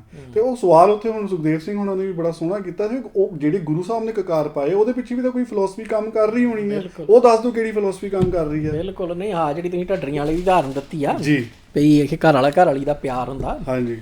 ਭਈ ਇਹਨੂੰ ਕਹੋ ਵੀ ਢੱਡਰੀਆਂ ਵਾਲੇ ਨੂੰ ਭਈ ਅੱਛਾ ਵੀ ਏਦਾਂ ਕਰੀ ਵੀ ਦੀਵਾਨ ਦੇ ਵਿੱਚ ਨਾ ਜਦੋਂ ਤੂੰ ਘਰ ਵਾਲੀ ਦੇ ਰਿਸ਼ਤੇ ਬਾਰੇ ਗੱਲ ਕਰਦਾ ਹੋਏਗਾ ਜੀ ਤੇ ਤੂੰ ਉਹਨੂੰ ਕਹੀਂ ਵੀ ਘਰ ਵਾਲਾ ਜਿਹੜਾ ਆ ਉਹ ਘਰ ਵਾਲੀ ਨੂੰ ਕਿਹਾ ਕਰੇ ਵੀ ਮੈਂ ਤੇਰਾ ਯਾਰ ਆ, ਤੇ ਘਰ ਵਾਲੀ ਜਿਹੜੀ ਉਹ ਆਪਣੇ ਘਰ ਵਾਲੀ ਨੂੰ ਕਿਹਾ ਕਰੇ ਵੀ ਮੈਂ ਤੇਰੀ ਯਾਰ ਆ। ਫਿਰ ਦੇਖੀ ਤੈਨੂੰ ਪਤਾ ਲੱਗੂਗਾ ਵੀ ਯਾਰ ਦੇ ਉੱਤੇ ਜਿਹੜੀ ਆਬਜੈਕਸ਼ਨ ਆ ਬਿਲਕੁਲ ਉਹ ਕੀ ਆ, ਕੀ ਹੈਗੀ ਆ। ਭਈ ਐਡੇ ਘਟੀਆ ਬੰਦੇ ਆ ਇਹ, ਸ਼ਬਦਾਵਲੀ ਇਦਾਂ ਦੀ ਘਟੀਆ ਵਰਤਦੇ ਆ ਬਿਲਕੁਲ ਵੀ ਆਪਣੇ ਆਪ ਨੂੰ ਇਹਨਾਂ ਨੂੰ ਜਾਂ ਤੇ ਪਤਾ ਆ ਜਾਣ ਬੁੱਝ ਕੇ ਬਕਵਾਸ ਕਰ ਰਹੇ ਜਾਣ ਆ ਬੁੱਝ ਕੇ ਹੈ ਜੀ, ਜਾਣ ਬੁੱਝ ਤੇ ਜਾਂ ਸਮਝ ਹੀ ਹੈ ਨਹੀਂ ਜੀ। ਸੋ ਉਹ ਹੁਣ ਜਿਹੜੇ ਸੁਣਨੇ ਵਾਲੇ ਆ ਉਹ ਆਪ ਅੰਦਾਜ਼ਾ ਲਾ ਲੈਣ ਵੀ ਇਹ ਜਿਹੜੇ ਆ ਵੀ ਜੋ ਇਹ ਸ਼ਬਦਾਵਲੀ ਵਰਤਦੇ ਆ ਕਿਉਂ ਵਰਤਦੇ ਆ ਬਿਲਕੁਲ। ਤੇ ਉਹਦੇ ਪਿੱਛੇ ਟੀਚਾ ਕੀ ਹਾਸਲ ਕਰਨਾ ਚਾਹੁੰਦੇ। ਨਹੀਂ ਆਪਾਂ ਜੇ ਆਪਣੀ ਇੱਧਰ ਲਿਬੜੀ ਮੱਝ ਦੀ ਗੱਲ ਕਰੀਏ, ਇਹ ਤਾਂ ਜੇ ਆਪ ਜੀ ਨੂੰ ਚੇਤਾ ਹੋਵੇ, ਇਹ ਤਾਂ ਕੋਈ ਇਦਾਂ ਨਾ ਮੈਚਿੰਗ ਕਰਕੇ ਕੋਈ ਗੁਰਦੁਆਰੇ ਆ ਜੇ ਤੇ ਇਹ ਤਾਂ ਉਹਨਾਂ ਦਾ ਉਹਦਾ ਮਜ਼ਾਕ ਬਣਾਉਂਦਾ ਹੁੰਦਾ ਸੀ। ਬਿਲਕੁਲ ਬਿਲਕੁਲ। ਤੇ ਅੱਜ ਫਿਰ ਅੱਜ ਤੇ ਇਦਾਂ ਆ ਵੀ ਜਿੱਦਾਂ ਵੀ ਰੈਜ਼ੀਡੈਂਟ ਕੈਮਰਾਮੈਨ ਰੱਖਿਆ ਹੁੰਦਾ ਆ ਵੀ ਜੇ ਇਹ ਗੱਡੀ 'ਚ ਬਹਿ ਰਿਹਾ ਤੇ ਤਾਂ ਕੈਮਰੇ 'ਚ ਫੋਟੋ ਬਣ ਰਹੀਆਂ, ਵੀਡੀਓ ਬਣ ਰਹੀਆਂ, ਜੇ ਇਹ ਆਈਸਕ੍ਰੀਮ ਖਾ ਰਹੇ ਤੇ ਤਾਂ ਵੀਡੀਓ ਬਣ ਰਹੀਆਂ ਭਈ ਜੇ ਕਿਤੇ ਮੈਨੂੰ ਲੱਗਦਾ ਵੀ ਛਿੱਕ ਮਾਰਦੇ ਹੁਣ ਤੇ ਤਾਂ ਵੀਡੀਓ ਬਣ ਰਹੀ ਹੁੰਦੀ ਆ। ਫਿਰ ਲਾਹਣਤੀ ਉਹ ਮਤਲਬ ਗੱਲ ਇਹ ਹੈ ਨਾ ਜੀ ਕਿ ਹੁਣ ਤਾਂ ਆਪਣਾ ਤੁਸੀਂ ਜੀਵਨ ਦੇਖੋ, ਜੀਵਨ ਦਾ ਪੱਧਰ ਦੇਖ ਲਓ ਆਪਣਾ, ਤੇ ਗੱਲਾਂ ਤੁਸੀਂ ਕਰਦੀਆਂ ਕਿ ਅਸੀਂ ਗੁਰੂ ਸਾਹਿਬ ਤੋਂ ਗਾਹਾਂ ਜਾਣਾ, ਇਹਨੂੰ ਕਹਿੰਦੇ ਕਮੀਣਗੀਆਂ, ਬੇਈਮਾਨੀਆਂ। ਬਿਲਕੁਲ, ਮਤਲਬ ਭਈ ਗੁੰਮਰਾਹ ਜਿਹੜੀ ਤੁਸੀਂ ਸ਼ਬਦ ਵਰਤਿਆ ਨਾ ਵੀ ਗੁੰਮਰਾਹ ਕੀਤਾ ਜਾ ਰਿਹਾ, ਅਸਲ ਦੇ ਵਿੱਚ ਉਹੋ ਹੀ ਆ। ਬਿਲਕੁਲ ਭਈ ਜਿਹੜੇ ਨਾ ਵੀ ਇਹ ਵੀ ਆਹ ਇਦਾਂ ਦੀਆਂ ਵੀਡੀਓ ਬਣਾ ਕੇ ਦਿਖਾਈਆਂ ਜਾਂਦੀਆਂ ਆ, ਜਾਂ ਵੀ ਗੱਡੀਆਂ ਦਾ ਦਿਖਾਇਆ ਜਾਂਦਾ ਤੇ ਹੋਰ ਸਾਰਾ ਜੋ ਵੀ ਕਹ ਲਓ ਵੀ ਤਾਮ ਝਾਮ ਕਹਿੰਦੇ ਇਹਨੂੰ। ਬਿਲਕੁਲ ਉਹ ਜਿਹੜਾ ਤਾਮ ਝਾਮ ਆ ਉਹ ਅਸਲ ਦੇ ਵਿੱਚ ਲੋਕਾਂ ਨੂੰ ਗੁੰਮਰਾਹ ਕਰਨੇ ਲਈ ਦਿਖਾਇਆ ਜਾ ਰਿਹਾ। ਬਿਲਕੁਲ ਜੀ, ਭਈ ਤਾਂ ਕਿ ਵੀ ਲੋਕੀ ਕਹਿਣ ਵੀ ਲੈ ਵੀ ਕੁਝ ਹੋਊਗਾ ਹੀ। ਇਹੀ ਤਾਂ ਮਟੀਰੀਅਲਿਸਟਿਕ ਦੀ ਨਿਸ਼ਾਨੀਆਂ ਹੁੰਦੀਆਂ ਭਾਈ, ਇੱਥੋਂ ਹੀ ਸਾਨੂੰ ਗੁਰਮਤ ਵਰਜਦੀ ਹੈ। ਬਿਲਕੁਲ, ਇੱਥੇ ਹੀ ਧਰਮ ਦੀ ਲੋੜ ਤੁਹਾਨੂੰ ਲੱਗਦਾ ਕਿ ਧਰਮ ਦੀ ਕਿਉਂ ਲੋੜ ਆ। ਜਿਹੜੀ ਉਹ ਸਾਖੀ ਹੈਗੀ ਆ ਵੀ ਜਦੋਂ ਭਾਈ ਲਹਿਣਾ ਜੀ ਕਰਤਾਰਪੁਰ ਜਾਂਦੇ ਆ ਤੇ ਉਹ ਰਾਹ ਦੇ ਵਿੱਚ ਗੁਰੂ ਨਾਨਕ ਪਾਤਸ਼ਾਹ ਉਹਨਾਂ ਦਾ ਘੋੜਾ ਜਿਹੜਾ ਆ ਵੀ ਉਹ ਅਖੇ ਵੀ ਲਗਾਮ ਤੋਂ ਫੜ ਕੇ ਤੇ ਲੈ ਕੇ ਜਾਂਦੇ ਆ ਜੀ। ਬਿਲਕੁਲ। ਤੇ ਉਹਨਾਂ ਨੂੰ ਪਛਾਣ ਨਹੀਂ ਗਈ ਭਾਈ ਲਹਿਣਾ ਜੀ ਨੂੰ ਵੀ ਇਹ ਗੁਰੂ ਨਾਨਕ ਆ ਵੀ ਜਿਹਨਾਂ ਨੂੰ ਮੈਂ ਮਿਲਣ ਆਇਆ। ਬਿਲਕੁਲ ਉਹ ਚੀਜ਼ ਆ, ਉਹ ਸਿੱਖੀ ਆ, ਉਹ ਸਿੱਖੀ ਆ। ਇਹ ਨਹੀਂ ਵੀ ਇਹ ਵੀ ਆ ਜਿੱਦਾਂ ਢੱਡਰੀਆਂ ਵਾਲਾ ਜਿਹੜਾ ਆ ਵੀ ਇਹ ਵੀ ਮਹਿੰਗੀਆਂ ਗੱਡੀਆਂ ਜਿਹੜੀਆਂ ਵੀ ਇਹ ਵੀ ਜਿਹਦੇ ਵਿੱਚ ਬਾਬਾ ਜੀ ਬੈਠੇ ਨੇ ਵੀ ਉਹ ਗੱਡੀ ਜਿਹੜੀ ਆ ਉਹ ਬਾਕੀ ਸਾਰਿਆਂ ਤੋਂ ਵੱਖ ਦੇਖਣੀ ਚਾਹੀਦੀ ਆ। ਤੇ ਜੇ ਬਾਕੀ ਸੜਕ ਤੇ ਜਾ ਰਹੇ ਆ ਤੇ ਬਾਬਾ ਜੀ ਤੇ ਹੈਲੀਕਾਪਟਰ ਦੇ ਵਿੱਚ ਆ ਰਹੇ ਆ, ਤੇ ਉਹ ਸਾਰਾ ਡਰਾਮਾ ਜਿਹੜਾ ਆ ਉਹ ਸਿੱਖੀ ਦਾ ਨਹੀਂ ਹਿੱਸਾ ਹੈਗਾ, ਉਹ ਸਿੱਖੀ ਤੋਂ ਦੂਰ ਲਿਜਾਣੇ ਵਾਲਾ ਗੁੰਮਰਾਹ ਕਰਨੇ ਵਾਲਾ ਡਰਾਮਾ ਆ। ਬਿਲਕੁਲ ਭਾਜੀ, ਜਿੰਨੀ ਛੇਤੀ ਤੁਸੀਂ ਪਛਾਣ ਜਾਓ ਓਨਾ ਹੀ ਤੁਹਾਡੇ ਛੇਤੀ ਜਿਹੜਾ ਆ ਵੀ ਗੁੰਮਰਾਹ ਕਰਨੇ ਦੀ ਜਿਹੜੇ ਆਲੇ ਦੁਆਲੇ ਤੁਸੀਂ ਆਪਣੇ ਸ਼ੀਲਡ ਇੱਕ ਬਣਾ ਲੈਣੀ। ਸਹੀ ਗੱਲ ਹੈ ਜੀ, ਸਹੀ ਗੱਲ ਹੈ। ਤੇ ਖੈਰ ਭਾਜੀ ਅਸੀਂ ਫਿਰ ਉਸਨੂੰ ਟੌਪਿਕ ਨੂੰ ਪੜ੍ਹਦੇ ਹਾਂ ਜੀ। ਹਾਂਜੀ। ਤੇ ਪਿਛਲੀ ਵਾਰ ਅਸੀਂ ਸ਼ੁਰੂ ਕਰ ਲਿਆ ਸੀਗਾ ਕਿ ਧਰਮ ਦੀ ਲੋੜ, ਇਸ ਸਿਰਲੇਖ ਹੇਠ ਇਹ ਟੌਪਿਕ ਹੈਗਾ ਜੀ। ਤੇ ਆਪਾਂ ਗਾਹਾਂ ਪੜ੍ਹਦੇ ਜਿੱਥੇ ਪਿਛਲੀ ਵਾਰ ਛੱਡਿਆ ਸੀਗਾ। ਹਾਂਜੀ। ਅੱਗੇ ਉਹ ਲਿਖਦੇ ਹਨ ਕਿ ਚੰਗੇ ਆਚਰਣ, ਮਨੁੱਖਤਾ, ਸਹਿਨਸ਼ੀਲਤਾ, ਖਿਆਲਾਂ ਦੀ ਪਵਿੱਤਰਤਾ ਅਤੇ ਨੇਕ ਨੀਤੀ ਦੇ ਦੁਸ਼ਮਣ ਕਾਮ, ਕ੍ਰੋਧ, ਲੋਭ, ਮੋਹ ਅਤੇ ਹੰਕਾਰ ਹਨ। ਮਤਲਬ ਦੋਨੋਂ ਇੱਕ ਦੂਜੇ ਦੇ ਕਹਿ ਲਓ ਕਿ ਆਪਾ ਵਿਰੋਧੀ ਚੀਜ਼ਾਂ ਨੇ। ਤੇ ਸਾਇੰਸ ਨੇ ਮਨੁੱਖੀ ਇੱਛਾਵਾਂ ਨੂੰ ਘਟਾਇਆ ਨਹੀਂ ਸਗੋਂ ਵਧਾਇਆ ਹੈ। ਉਹੀ ਗੱਲ ਆ ਗਈ ਜਿਹੜੀ ਹੁਣ ਅਸੀਂ ਕਰਦੇ ਸੀਗੇ ਜੀ। ਲੋਭ ਅਤੇ ਕ੍ਰੋਧ ਵਧੀਆਂ ਹੋਈਆਂ ਇੱਛਾਵਾਂ ਦੇ ਸੰਗੀ ਹਨ। ਇਹਨਾਂ ਦੋਹਾਂ ਨੇ ਅੱਗੇ ਨਾਲੋਂ ਵਧੇਰੇ ਡੂੰਘਾ ਰੂਪ ਧਾਰਨ ਕਰ ਲਿਆ ਹੈ। ਉਸ ਦਾ ਕਾਰਨ ਇਹ ਹੈ ਕਿ ਮਨੁੱਖੀ ਇੱਛਾਵਾਂ ਲੋਭ ਅਤੇ ਕ੍ਰੋਧ ਨੂੰ ਕਾਬੂ ਕਰਨ ਲਈ ਆਤਮਕ ਕੀਮਤਾਂ ਜਾਂ ਜ਼ਮੀਰ ਦੀ ਅੰਦਰਲੀ ਆਵਾਜ਼ ਸੁਣਨ ਦੀ ਸ਼ਕਤੀ ਹੀ ਘੱਟ ਕਰ ਦਿੰਦੀਆਂ ਹਨ। ਕਈਆਂ ਦੀ ਤਾਂ ਮਰ ਜਾਂਦੀ ਹੈ ਜੀ। ਆਧੁਨਿਕ ਸਾਇੰਸ ਦਾ ਗਿਆਨ ਕਾਮ, ਕ੍ਰੋਧ ਤੇ ਲੋਭ ਨੂੰ ਘਟਾਉਣ ਦਾ ਯਤਨ ਨਹੀਂ ਕਰਦਾ। ਇਸ ਦੇ ਉਲਟ ਇਹਨਾਂ ਨੂੰ ਵਧਾਉਣ ਦੇ ਸਮਾਨ ਬੜੀ ਤੇਜ਼ ਰਫ਼ਤਾਰ ਨਾਲ ਵਧਾਏ ਜਾ ਰਹੇ ਹਨ। ਕਾਮ, ਕ੍ਰੋਧ ਤੇ ਲੋਭ ਦਾ ਨੰਗਾ ਨਾਚ ਹੋ ਰਿਹਾ ਹੈ। ਬਹੁਤ ਵਧੀਆ ਨੁਕਤਾ ਇਹ, ਕਿਉਂਕਿ ਬਿਲਕੁਲ ਇਸ ਗੱਲ ਨੂੰ ਵੀ ਇਗਨੋਰ ਨਹੀਂ ਕੀਤਾ ਜਾ ਸਕਦਾ ਭਈ ਜਿਹੜੀ ਨਾ ਐਡਵਰਟਾਈਜ਼ਿੰਗ ਏਜੰਸੀਆਂ ਜੀ, ਉਹ ਅਸਲ ਦੇ ਵਿੱਚ ਕਾਮ, ਕ੍ਰੋਧ, ਲੋਭ, ਮੋਹ, ਹੰਕਾਰ ਨੂੰ ਹੀ ਪ੍ਰਮੋਟ ਕਰਕੇ ਆਪਣੇ ਪ੍ਰੋਡਕਟ ਜਿਹੜੇ ਆ ਉਹ ਵੇਚਦੀਆਂ। ਬਿਲਕੁਲ। ਔਰ ਉਹ ਵੀ ਸਾਨੂੰ ਸਮਝਣਾ ਬਹੁਤ ਜ਼ਰੂਰੀ ਆ, ਕਿਉਂਕਿ ਇਹ ਜਿਹੜਾ ਸਾਰਾ ਐਡਵਰਟਾਈਜ਼ਿੰਗ ਵਾਲਾ ਫੀਲਡ ਆ ਨਾ, ਇਹ ਤਕਰੀਬਨ ਕਹਿ ਲਓ ਵੀ ਪਹਿਲੀ ਜਿਹੜੀ ਵਰਲਡ ਵਾਰ ਆ ਉਹਦੇ ਦੌਰਾਨ ਤੇ ਉਹ ਤੋਂ ਬਾਅਦ ਵਿੱਚ ਉਹ ਸਾਰਾ ਐਸਟੈਬਲਿਸ਼ ਹੋਇਆ ਜੀ। ਤੇ ਉਹ ਤੋਂ ਪਹਿਲਾਂ ਵਾਲੀ ਜਿਹੜੀ ਦੁਨੀਆ ਆ ਉਹ ਬਿਲਕੁਲ ਇੱਕ ਤਰ੍ਹਾਂ ਨਾਲ ਕਹਿ ਲਓ ਵੱਖਰੀ ਕਿਸਮ ਦੀ ਆ। ਉਹ ਤੋਂ ਬਾਅਦ ਵਾਲੀ ਜਿਹੜੀ ਆ ਉਹ ਟੋਟਲੀ ਇੱਕ ਤਰ੍ਹਾਂ ਨਾਲ ਕਹਿ ਲਓ ਵੀ ਵੱਖਰੀ ਕਿਸਮ ਦੀ ਹੋ ਗਈ ਹੈ ਭਈ, ਜਿਹਦੇ ਵਿੱਚ ਹਰ ਪਾਸਿਓਂ ਤੁਹਾਡੇ ਉੱਤੇ ਬੰਬਾਰਡਮੈਂਟ ਹੋ ਰਹੀ ਆ ਭਈ, ਹਮਲੇ ਹੋ ਰਹੇ ਆ ਵੀ ਤੁਹਾਡੀਆਂ ਸੈਂਸਸ ਦੇ ਉੱਤੇ ਭਈ। ਇੱਕ ਕਾਫੀ ਪਹਿਲਾਂ ਆਰਟੀਕਲ ਮੈਂ ਪੜ੍ਹਿਆ ਸੀਗਾ ਵੀ ਜਿਹਦੇ ਵਿੱਚ ਵੀ ਉਹਨਾਂ ਨੇ ਨਾ, ਜਿਹਨੇ ਲਿਖਿਆ ਸੀ ਆਰਟੀਕਲ ਮੈਨੂੰ ਨਾਮ ਭੁੱਲ ਗਿਆ ਉਹਦਾ, ਕੋਈ ਰਿਸਰਚ ਸਾਇੰਟਿਸਟ ਸੀਗਾ, ਸੋਸ਼ਲ ਸਾਇੰਟਿਸਟ ਵੀ, ਜਿਹਨੇ ਇਹ ਗੱਲ ਪੁਆਇੰਟ ਆਊਟ ਕੀਤੀ ਸੀ। ਕਹਿੰਦਾ ਵੀ ਜੇ ਤੁਸੀਂ ਵੇਖੋ ਨਾ ਭਈ ਕਾਮ ਨੂੰ ਕਿਵੇਂ ਵਰਤਿਆ ਜਾ ਰਿਹਾ ਆ ਸਮਾਨ ਵੇਚਣੇ ਲਈ। ਉਹਦੀ ਕਹਿੰਦਾ ਸਭ ਤੋਂ ਵੱਡੀ ਉਦਾਹਰਨ ਜਿਹੜੀ ਆ ਵੀ ਉਹ ਹੈਗੀ ਆ ਵੀ ਆ ਜਿਹੜੀਆਂ ਗੱਡੀਆਂ ਵੇਚੀਆਂ ਜਾਂਦੀਆਂ, ਕਾਰਾਂ ਕੂਰਾਂ। ਬਿਲਕੁਲ। ਉਹ ਕਹਿੰਦਾ ਵੀ ਇਹ ਭਈ ਜੇ ਤੁਸੀਂ ਕਾਰ ਵੇਚਣੀ ਆ, ਜੇ ਤੁਸੀਂ ਮੈਰਿਟ ਦੇ ਉੱਤੇ ਕਾਰ ਵੇਚ ਰਹੇ ਆ ਜੀ, ਤੇ ਫਿਰ ਤੁਸੀਂ ਇਹ ਪੁਆਇੰਟ ਆਊਟ ਕਰੋਗੇ ਵੀ ਉਹਦੀ ਫਿਊਲ ਐਫੀਸ਼ੀਐਂਸੀ ਕਿੰਨੀ ਆ, ਉਹ ਐਕਸੀਡੈਂਟ ਦੇ ਵਿੱਚ ਉਹਦੀ ਸਰਵਾਈਵਲ ਰੇਟ ਕੀ ਆ ਵੀ ਕੰਪੇਅਰ ਟੂ ਅਦਰ ਜਿਹੜੀਆਂ ਗੱਡੀਆਂ ਨੇ, ਵੀ ਉਹਨਾਂ ਦੇ ਨਾਲ ਤੁਸੀਂ ਜਦੋਂ ਉਹਨਾਂ ਦਾ ਕੰਪੈਰੀਜ਼ਨ ਕਰਦੇ। ਪਰ ਕਹਿੰਦਾ ਹੋ ਕੀ ਰਿਹਾ ਭਈ ਗੱਡੀਆਂ ਦੇ ਵਿੱਚ ਵੀ ਇਹ ਸੈਕੰਡਰੀ ਚੀਜ਼ ਆ ਭਈ ਇਹਦੀ ਫਿਊਲ ਐਫੀਸ਼ੀਐਂਸੀ ਕਿੰਨੀ ਆ ਤੇ ਇਹਦਾ ਦੂਸਰੇ ਟਾਇਰ ਕਿੱਡੇ ਕਿੱਡੇ ਆ ਤੇ ਹੋਰ ਸਾਰੀਆਂ ਜਿਹੜੇ ਫੀਚਰ ਨੇ ਉਹ ਕੀ ਨੇ। ਕਹਿੰਦਾ ਮੇਨ ਜਿਹੜੀ ਚੀਜ਼ ਦੇ ਉੱਤੇ ਤੁਹਾਨੂੰ ਅਟਰੈਕਟ ਕੀਤਾ ਜਾਂਦਾ ਉਹ ਹੈਗਾ ਵੀ ਬੋਨਟ ਤੇ ਬਿਠਾਈ ਹੋਈ ਜਿਹੜੀ ਔਰਤ ਆ। ਬਿਲਕੁਲ। ਭਈ ਉਹ ਜਿੰਨੇ ਕਹਿ ਲਓ ਵੀ ਘੱਟ ਕੱਪੜੇ ਪਾਏ ਹੋਊਗੇ ਓਨਾ ਹੀ ਇਹ ਵੀ ਉਹ ਤੁਹਾਨੂੰ ਜ਼ਿਆਦਾ ਅਟਰੈਕਟ ਕਰਦੇ। ਤੇ ਉੱਥੋਂ ਫਿਰ ਉਹ ਕਹਿੰਦਾ ਵੀ ਇਹ ਭਈ ਇੱਥੋਂ ਦੂਜੀ ਗੱਲ ਇਹ ਪਤਾ ਲੱਗਦੀ ਆ ਵੀ ਉਹਨਾਂ ਨੂੰ ਪਤਾ ਆ ਗੱਡੀਆਂ ਵੇਚਣ ਵਾਲਿਆਂ ਨੂੰ ਜੀ ਭਈ ਗੱਡੀ ਖਰੀਦਣੇ ਦਾ ਫੈਸਲਾ ਜਿਹੜਾ ਆ ਉਹ ਪਰਿਵਾਰ ਦੇ ਵਿੱਚ ਬੰਦਾ ਕਰਦਾ। ਬਿਲਕੁਲ। ਸੋ ਇਸ ਕਰਕੇ ਉਹ ਬੰਦੇ ਨੂੰ ਭਰਮਾਉਣੇ ਲਈ ਔਰਤ ਜਿਹੜੀ ਆ ਵੀ ਉਹਦਾ ਆਖੇ ਵੀ ਉਹ ਸਹਾਰਾ ਲੈ ਰਹੇ ਆ। ਗੱਲ ਤਾਂ ਠੀਕ ਹੈ, ਕਦੇ ਬੰਦਾ ਤਾਂ ਦੇਖਿਆ ਨਹੀਂ ਬੋਨਟ ਤੇ ਬੈਠਾ ਹੋਇਆ, ਮਤਲਬ ਦਿਖਾਇਆ ਹੋਵੇ ਕਦੀ ਵੀ ਜੀ ਆਹ ਗੱਡੀ ਜਿਹੜੀ ਆ ਭਈ ਇਹ ਆਖੇ ਜੀ ਵੀ ਬੀਬੀਆਂ ਲਈ ਖਾਸ ਤੌਰ ਦੇ ਉੱਤੇ ਟਾਰਗੇਟਡ ਆ ਤੇ ਉਹਦੇ ਉੱਤੇ ਫਿਰ ਉਹਨਾਂ ਨੇ ਵੀ ਬੰਦਾ ਜਿਹੜਾ ਆ ਵੀ ਉਹ ਬੋਨਟ ਦੇ ਉੱਤੇ ਬਿਠਾ ਕੇ ਤੇ ਆਖੇ ਕੀਤਾ ਹੋਵੇ। ਪਰ ਉਹਦੀ ਉਦਾਹਰਨ ਦੂਜੇ ਪਾਸੇ ਜਿਹੜੀ ਹੈਗੀ ਆ ਵੀ ਜਿਹੜੇ ਨਾ ਦੂਸਰੇ ਨਾਵਲ ਜਿਨ੍ਹਾਂ ਨੂੰ ਮੈਨੂੰ ਟਰਮ ਭੁੱਲ ਗਈ ਵੀ ਉਹ ਕੀ ਆ ਵੀ ਜਿਹੜੇ ਨਾ ਟਰੈਸ਼ ਰੋਮਾਂਟਿਕ ਨਾਵਲ ਕਹਿ ਲਓ ਵੀ ਪੇਜੋਰੇਟਿਵ ਟਰਮ ਆ ਜੀ, ਵੀ ਉਹ ਜਿਹੜੇ ਅੰਗਰੇਜ਼ੀ ਦੇ ਨਾਵਲ ਜਿਹੜੇ ਨਾ ਵੀ ਇਹ ਵੀ ਜਿਹੜੇ ਬੀਬੀਆਂ ਦੇ ਉੱਤੇ ਟਾਰਗੇਟਡ ਹੁੰਦੇ ਆ ਜੀ, ਉਹਦੇ ਉੱਤੇ ਹਮੇਸ਼ਾ ਹੀ ਨਾ ਵੀ ਤੁਸੀਂ ਇਹ ਦੇਖੋਗੇ ਵੀ ਇੱਕ ਕਹਿ ਲਓ ਵੀ ਬੰਦਾ ਜਿਹੜਾ ਆ ਵੀ ਮਸਕੂਲਰ ਤੇ ਹੋਰ ਵੀ ਸੋਹਣਾ ਸੁਨੱਖਾ ਲੰਬੇ ਵਾਲ ਤੇ ਹੋਰ ਜਿੱਦਾਂ ਦਾ ਵੀ ਟ੍ਰੈਂਡ ਚੱਲਦਾ ਵੀ ਉਹਦੇ ਮੁਤਾਬਕ ਵੀ ਉਹ ਮਾਡਲ ਲੈ ਕੇ ਤੇ ਨਾਲ ਉਹਦੇ ਜਿਹੜੀ ਆ ਵੀ ਇੱਕ ਔਰਤ ਜਿਹੜੀ ਆ ਵੀ ਉਹ ਉਹਨਾਂ ਦੇ ਕਵਰ ਦੇ ਉੱਤੇ ਦਿਖਾਈ ਜਾਂਦੀ ਹੈ ਵੀ ਬੀਬੀਆਂ ਨੂੰ ਅਟਰੈਕਟ ਕਰਨੇ ਲਈ। ਤੋ ਉਹ ਮਤਲਬ ਕਾਮ ਦਾ ਸਹਾਰਾ ਲਿਆ ਜਾ ਰਿਹਾ ਦੋਨੇ ਪਾਸੇ, ਹਰੇਕ ਪਾਸੇ। ਤੇ ਉਹਦੀ ਜਿਹੜੀ ਇੱਕ ਹੋਰ ਜੇ ਉਦਾਹਰਨ ਲੈਣੀ ਆ ਵੀ ਕਿੱਦਾਂ ਦਿਮਾਗ ਜਿਹੜਾ ਆ ਤੁਹਾਡਾ ਵੀ ਮਾਸ ਲੈਵਲ ਦੇ ਉੱਤੇ ਮੈਨੀਪੂਲੇਟ ਕੀਤਾ ਜਾਂਦਾ ਜੀ, ਉਹਦੀ ਉਦਾਹਰਨ ਹੈਗੀ ਆ ਵੀ ਜਿਹੜੀਆਂ ਸਿਗਰਟਾਂ ਆ ਵੀ ਇਹਨਾਂ ਨੂੰ ਕਿੱਦਾਂ ਵੀ ਕਹਿ ਲਓ ਮਾਰਕੀਟ ਕੀਤਾ ਗਿਆ ਜੀ।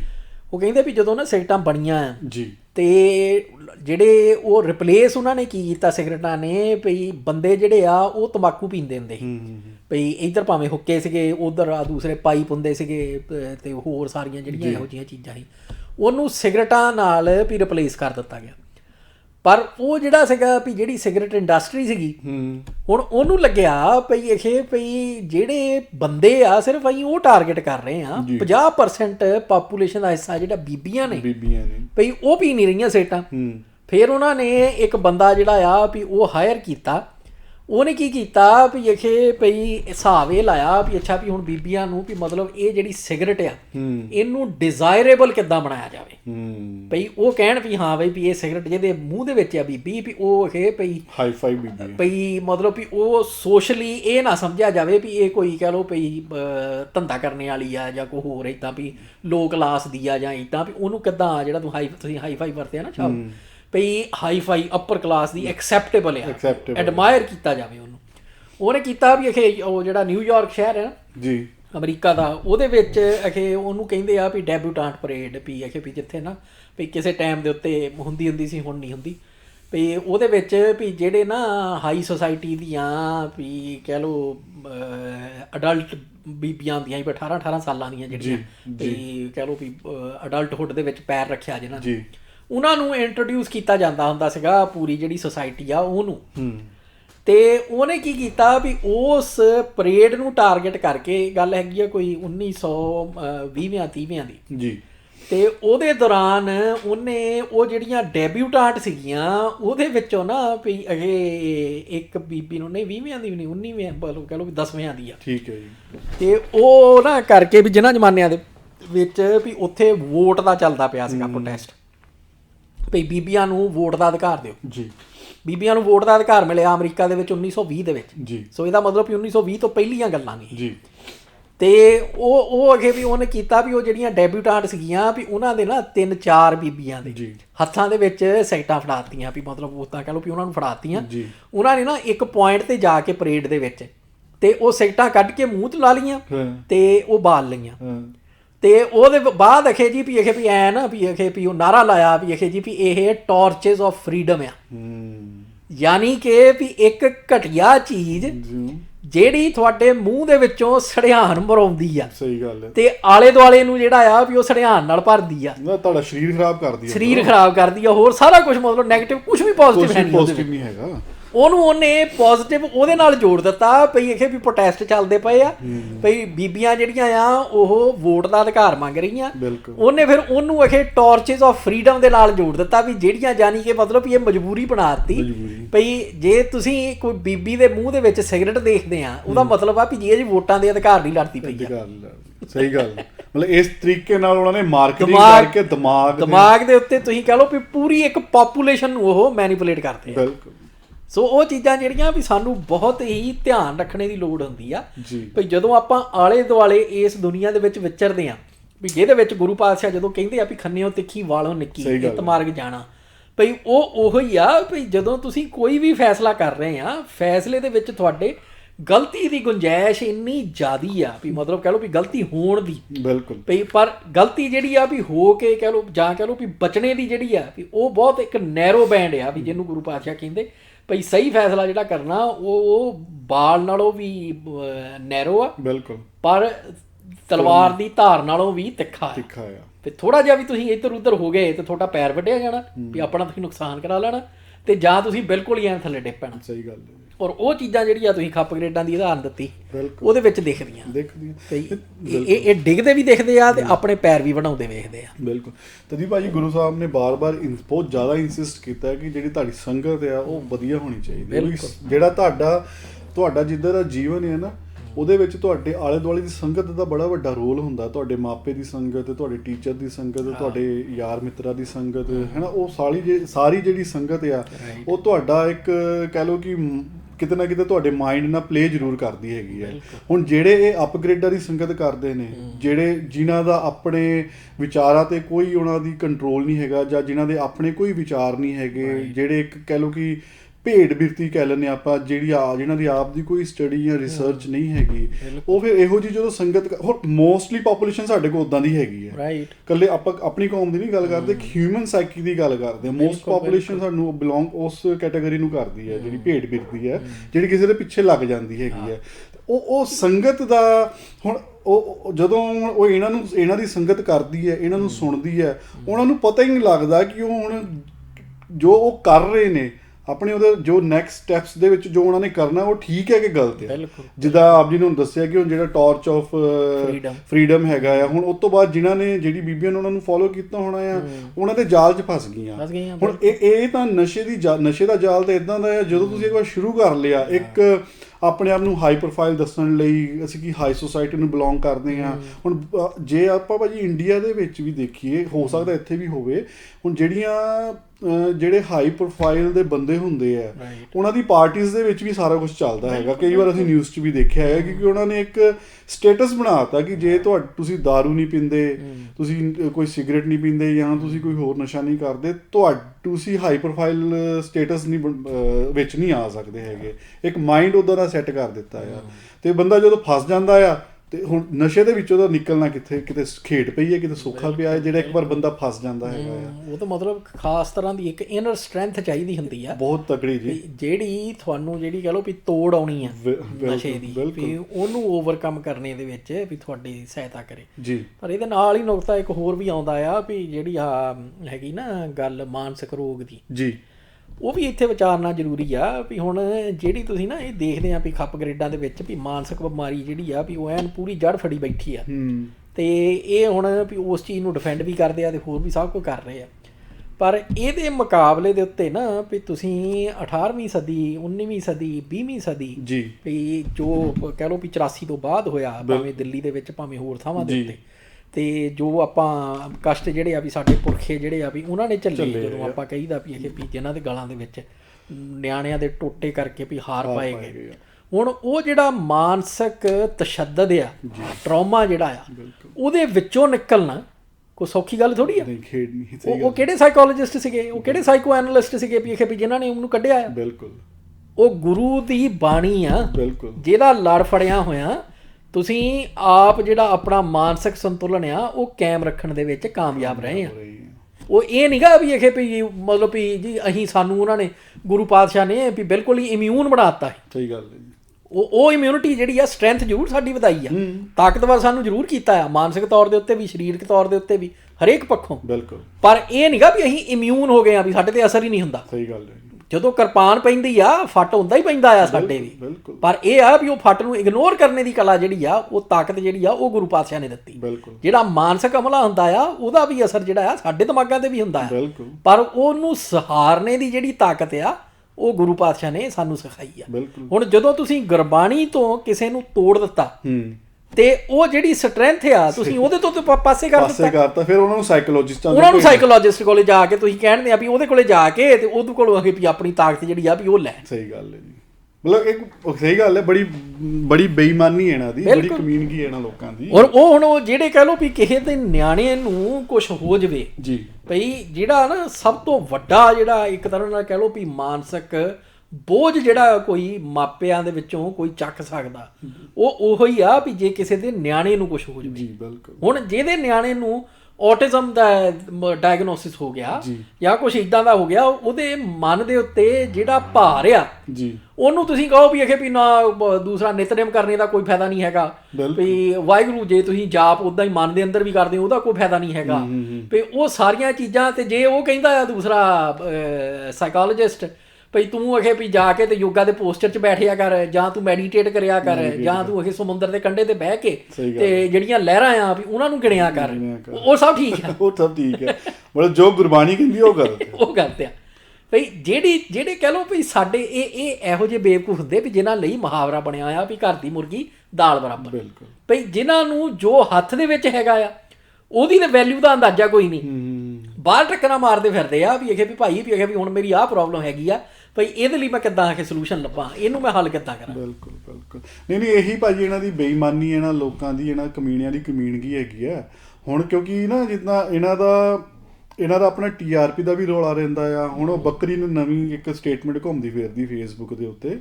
ਬੱਕਰੀ ਇਹ ਕਹਿੰਦਾ ਜੋ ਗੁਰੂ ਸਾਹਿਬ ਨੇ ਜੋ ਗੁਰੂ ਗ੍ਰੰਥ ਸਾਹਿਬ 'ਚ ਲਿਖਿਆ ਨਾ, ਹੁਣ ਮੈਨੂੰ ਐਗਜ਼ੈਕਟ ਸ਼ਬਦ ਨਹੀਂ ਯਾਦ, ਲੇਕਿਨ ਮੈਂ ਦੱਸ ਦਿੰਦਾ ਉਹ ਕਹਿਣਾ ਕੀ ਚਾਹੁੰਦਾ ਸੀਗਾ। ਉਹ ਕਹਿਣਾ ਇਹ ਚਾਹੁੰਦਾ ਸੀਗਾ ਕਿ ਜੋ ਗੁਰੂ ਸਾਹਿਬ ਨੇ ਗੁਰੂ ਗ੍ਰੰਥ ਸਾਹਿਬ 'ਚ ਲਿਖਿਆ ਨਾ, ਉਹ ਉਸ ਸਮੇਂ ਦੇ ਨੋਟਿਸ ਲਏ ਗੁਰੂ ਸਾਹਿਬ ਨੇ, ਉਹ ਨੋਟਿਸ ਲਏ ਹੈਗੇ ਗੁਰੂ ਸਾਹਿਬ ਨੇ, ਤੇ ਉਹ ਕਾਵਿ ਰੂਪ 'ਚ ਲਿਖੇ ਆ।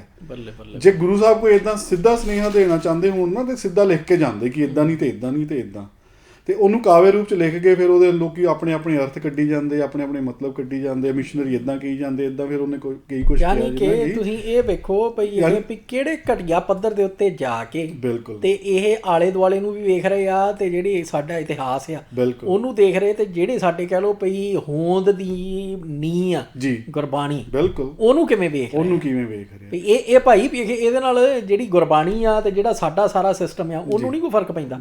ਇਹਦੀ ਅਕਲ ਜਿਹੜੀ ਆ ਉਹ ਜ਼ਰੂਰ ਸਾਰਿਆਂ ਦੇ ਸਾਹਮਣੇ ਆ ਜਾਂਦੀ, ਸਾਰਿਆਂ ਸਾਹਮਣੇ ਦਾ ਜਨਾਜ਼ਾ ਨਿਕਲਦਾ। ਮਤਲਬ ਫਿਰ ਵੀ ਜੋ ਨਿਊਟਨ ਨੇ ਕੀਤਾ ਸੀਗਾ ਉਹਨੇ ਵੀ ਫਿਰ ਉਹ ਆਪਣੇ ਸਮੇਂ ਦੇ ਮੁਤਾਬਕ ਵੀ ਜਿਸ ਚੀਜ਼ ਦੀ ਲੋੜ ਸੀ ਉਹੀ ਕੀਤਾ ਸੀ। ਨਹੀਂ ਬਿਲਕੁਲ ਨਹੀਂ, ਮੈਂ ਤਾਂ ਇੱਥੇ ਦੱਸ ਰਿਹਾ ਕਿਉਂਕਿ ਇਹ ਨਾ ਜਿੱਦਾਂ ਨਿਤ ਨਵੀਂ ਬਕਵਾਸ ਕਰਦੇ ਹੀ ਰਹਿੰਦੇ ਆ, ਜਿਸ ਹਿਸਾਬ ਉਹ ਕਰਦੇ ਉਸ ਹਿਸਾਬ ਨਾਲ ਆ ਕਿ ਜਿਹੜੀ ਸਾਡੀ ਨਵੀਂ ਪਨੀਰੀ ਹੈ ਨਾ, ਨਵੀਂ ਜਨਰੇਸ਼ਨ ਉਹ ਗੁੰਮਰਾਹ ਹੋਵੇ, ਉਹਨੂੰ ਕਿੱਦਾਂ ਗੁੰਮਰਾਹ ਕਰਨਾ ਹੈ, ਉਹਨੂੰ ਕਿੱਦਾਂ ਗੁਰੂ ਗ੍ਰੰਥ ਸਾਹਿਬ ਤੋਂ ਦੂਰ ਲੈ ਕੇ ਜਾਣਾ ਹੈ, ਕਿੱਦਾਂ ਤੋੜਨਾ ਹੈਗਾ।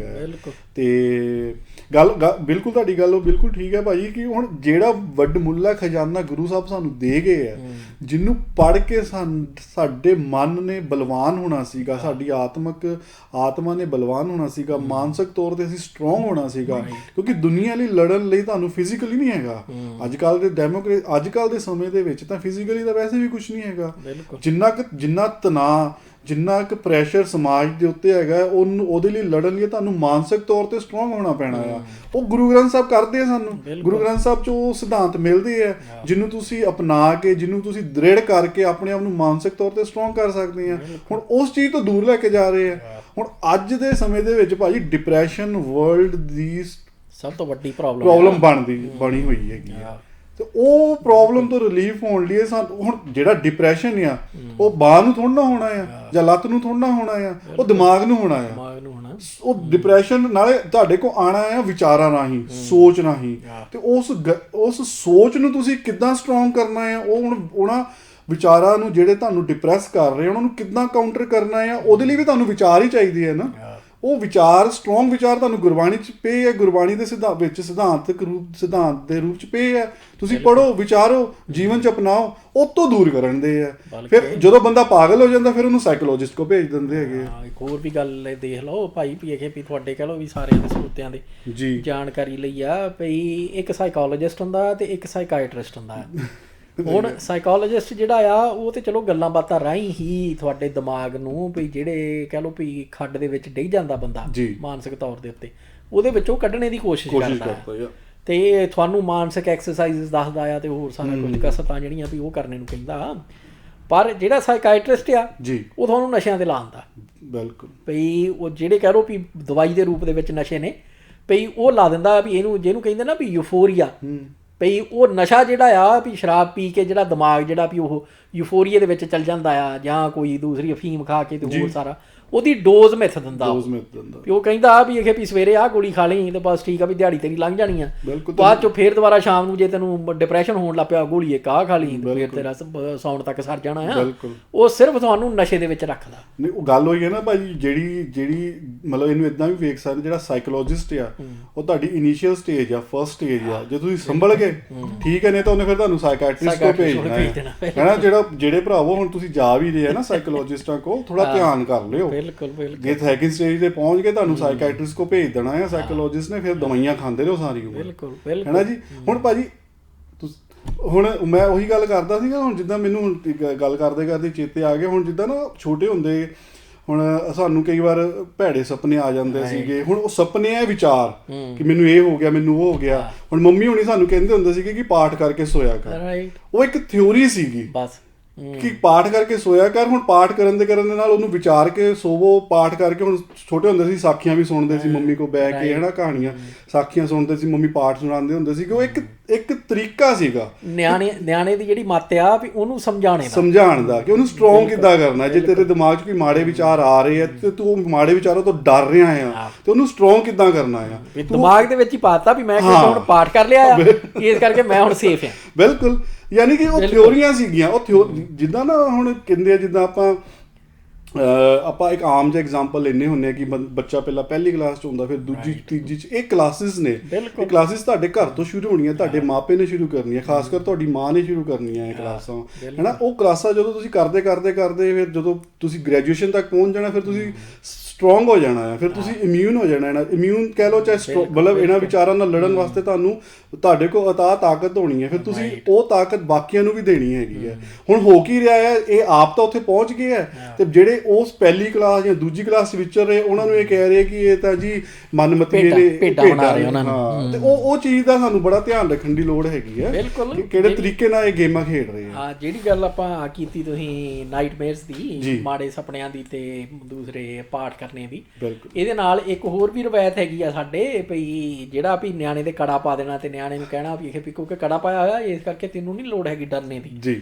ਹੁਣ ਉਹ ਚੀਜ਼ਾਂ ਜਿਹੜੀਆਂ ਆ ਵੀ ਜੇ ਤੁਸੀਂ ਕਹੋ ਵੀ ਲੈ ਜੀ ਵੀ ਇਹ ਨਿਆਣਿਆਂ ਨੂੰ ਗਲਤ ਦੱਸੀ ਜਾਂਦੇ ਆ, ਉਹ ਭਰਾਵੋ ਵੀ ਥੋੜਾ ਜਿਹਾ ਵਿਚਾਰ ਕੇ ਦੇਖਿਓ ਵੀ ਜਦੋਂ ਤੱਕ ਤੁਹਾਨੂੰ ਇਹ ਅਹਿਸਾਸ ਹੋ ਗਿਆ ਸੀਗਾ ਵੀ ਕੜੇ ਦੇ ਨਾਲ ਵੀ ਭੂਤ ਪ੍ਰੇਤ ਜਿਹੜੇ ਆ ਵੀ ਉਹਨਾਂ ਦਾ ਕੋਈ ਵਾਹ ਹੈ ਨਹੀਂ, ਉਦੋਂ ਤੱਕ ਤੁਹਾਨੂੰ ਇਹ ਵੀ ਪਤਾ ਲੱਗ ਗਿਆ ਵੀ ਭੂਤ ਪ੍ਰੇਤ ਸੱਚੇ ਨਹੀਂ ਗਏ। ਸਹੀ ਗੱਲ, ਠੀਕ ਹੈ। ਕਿਉਂਕਿ ਅਦਰਵਾਈਜ਼ ਨਿਆਣੇ ਨੂੰ ਤੁਸੀਂ ਕਿਵੇਂ ਕਨਵਿੰਸ ਕਰੋਗੇ ਵੀ ਭੂਤ ਪ੍ਰੇਤ ਜਿਹੜੇ ਐਵੇਂ ਹੀ ਆ। ਬਿਲਕੁਲ, ਉਹ ਕਹਿੰਦਾ ਵੀ ਮੈਂ ਦੇਖੇ ਆ ਟੀਵੀ ਦੇ ਵਿੱਚ, ਮੈਂ ਕਹਾਣੀਆਂ ਪੜ੍ਹੀਆਂ ਉਹਦੀਆਂ, ਇਹ ਸਾਰਾ ਕਿਤਾ ਝੂਠ ਹੋ ਸਕਦਾ ਹੈ। ਸੋ ਉਹ ਨਿਆਣੇ ਦੀ, ਖਾਸ ਤੌਰ ਤੇ ਨਿਆਣੇ ਦੀ ਆਪਣੀ ਇਮੈਜੀਨੇਸ਼ਨ ਜਿਹੜੀ ਆ, ਜਦੋਂ ਉਹ ਇਹ ਸਾਰਾ ਕੁਛ ਵੀ ਉਹਦੇ ਲਈ ਰੀਅਲ ਕਰ ਰਹੀ ਆ, ਅਸਲੀ ਵਾਂਗ ਉਹਦੇ ਦਿਮਾਗ ਦੇ ਉੱਤੇ ਅਸਰ ਪਾ ਰਹੀ ਆ, ਤੇ ਉਹਦੇ ਲਈ ਬੜਾ ਸਿੰਪਲ ਜਿਹਾ ਇੱਕ ਤਰੀਕਾ ਆ ਵੀ ਉਹ ਕਹਿੰਦੇ ਵੀ ਇਹ ਵੀ ਕੜਾ ਪਾਇਆ ਹੋਇਆ ਨਾ ਬਸ ਠੀਕ ਆ, ਇਹ ਨਹੀਂ ਉਹਨਾਂ ਨੂੰ ਨੇੜੇ ਆਉਣ ਦਿੰਦਾ, ਬਸ ਉਹਦੀ ਕਹਿ ਲਓ ਵੀ ਪ੍ਰੋਬਲਮ ਜਿਹੜੀ ਆ ਉਹਦਾ ਹੱਲ ਹੋ ਗਿਆ। ਜਦੋਂ ਤੱਕ ਉਹਨੂੰ ਇਹ ਅਹਿਸਾਸ ਹੋਣਾ ਆ, ਜਦੋਂ ਤੱਕ ਉਹਨੂੰ ਇਹ ਰੀਅਲਾਈਜ਼ ਹੋਣਾ ਆ ਵੀ ਇਹ ਵੀ ਕੜਾ ਜਿਹੜਾ ਆ ਉਹਦਾ ਭੂਤ ਪ੍ਰੇਤਾਂ ਦੇ ਨਾਲ ਕੋਈ ਤਲਕ ਨਹੀਂ ਹੈਗਾ, ਉਦੋਂ ਤੱਕ ਉਹਨੂੰ ਇਹ ਵੀ ਭਰਾਵੋ ਪਤਾ ਲੱਗ ਜਾਣਾ ਵੀ ਭੂਤ ਪ੍ਰੇਤ ਅਸਲ ਨਹੀਂ ਗਏ। ਸਹੀ ਗੱਲ ਆ। ਮਤਲਬ ਗੱਲ ਹੋਈ ਹੈ ਨਾ ਭਾਜੀ, ਕਿਸ ਤਰੀਕੇ ਦੇ ਨਾਲ ਤੁਸੀਂ ਆਪਣੇ ਮਾਈਂਡ ਨੂੰ ਜਾਂ ਆਪਣੇ ਬੱਚਿਆਂ ਦੇ ਮਾਈਂਡ ਨੂੰ ਸਟਰੋਂਗ ਕਰਨਾ ਆ, ਇਹ ਥਿਉਰੀਆਂ ਹੈਗੀਆਂ ਆ। ਇਹਦੇ ਨਾਲ ਤੁਸੀਂ ਹੈ ਨਾ ਜੀ, ਤੇ ਉਹ ਚੀਜ਼ਾਂ ਨੂੰ ਆਪਣੇ ਜੀਵਨ ਤੇ ਲਾਗੂ ਕਰਕੇ ਤੇ ਉਹਨਾਂ ਨੂੰ ਤੁਸੀਂ ਸਟਰੋਂਗ ਕਰ ਸਕਦੇ ਆ। ਗੁਰਬਾਣੀ ਪੜ੍ਹ ਕੇ, ਗੁਰਬਾਣੀ ਵਿਚਾਰ ਕੇ। ਤਦੀ ਤੇ ਕਹਿੰਦੇ ਛੋਟੇ ਹੋਣ ਤੇ ਜੇ ਤੁਹਾਨੂੰ ਲਾਗ ਲੱਗ ਜੇ ਗੁਰਬਾਣੀ ਪੜ੍ਹਨ ਦਾ ਤੇ ਗੁਰਬਾਣੀ ਪੜ੍ਹ ਕੇ ਸਮਝਣ ਦਾ, ਤੇ ਉਹ ਫਿਰ ਚੱਲਦਾ ਹੀ ਰਹਿੰਦਾ, ਇੱਕ ਰੂਟੀਨ ਬਣ ਜਾਂਦੀ ਹੈ। ਹੁਣ ਭਾਜੀ ਇੱਕ ਇਹਦੇ ਤੇ ਜਿਹਨੂੰ ਹੋਰ ਆਪਾਂ ਬਰੀਕੀ ਨਾਲ ਸਮਝਣਾ ਹੋਵੇ ਨਾ, ਹੁਣ ਬੰਦਾ ਜੇ ਕਹਿੰਦੇ ਨਾ ਕਿ ਬੰਦਾ ਬੱਚੇ ਨੂੰ ਤੁਹਾਨੂੰ ਧਰਮ ਥੋਪਣ ਦੀ ਲੋੜ ਨਹੀਂ ਹੈਗੀ, ਨਾ ਉਹਨੂੰ ਪਾਠ ਕਰਨ ਦੀ ਲੋੜ ਆ, ਨਾ ਉਹਨੂੰ ਪੰਜਾਬੀ ਸਿਖਾਉਣ ਦੀ ਲੋੜ ਆ, ਇੱਥੇ ਤੱਕ ਵੀ ਇਹ ਇੱਦਾਂ ਦੀ ਸਟੇਟਮੈਂਟਾਂ ਦੇ ਦਿੰਦੇ ਆ। ਹੁਣ ਹਾਲਾਂਕਿ ਪੰਜਾਬੀ ਸਿੱਖਣਾ ਹਰ ਇੱਕ ਸਿੱਖ ਲਈ, ਹਰ ਇੱਕ ਸਿੱਖ ਦੇ ਬੱਚੇ ਲਈ ਬਹੁਤ ਜ਼ਰੂਰੀ ਹੈ।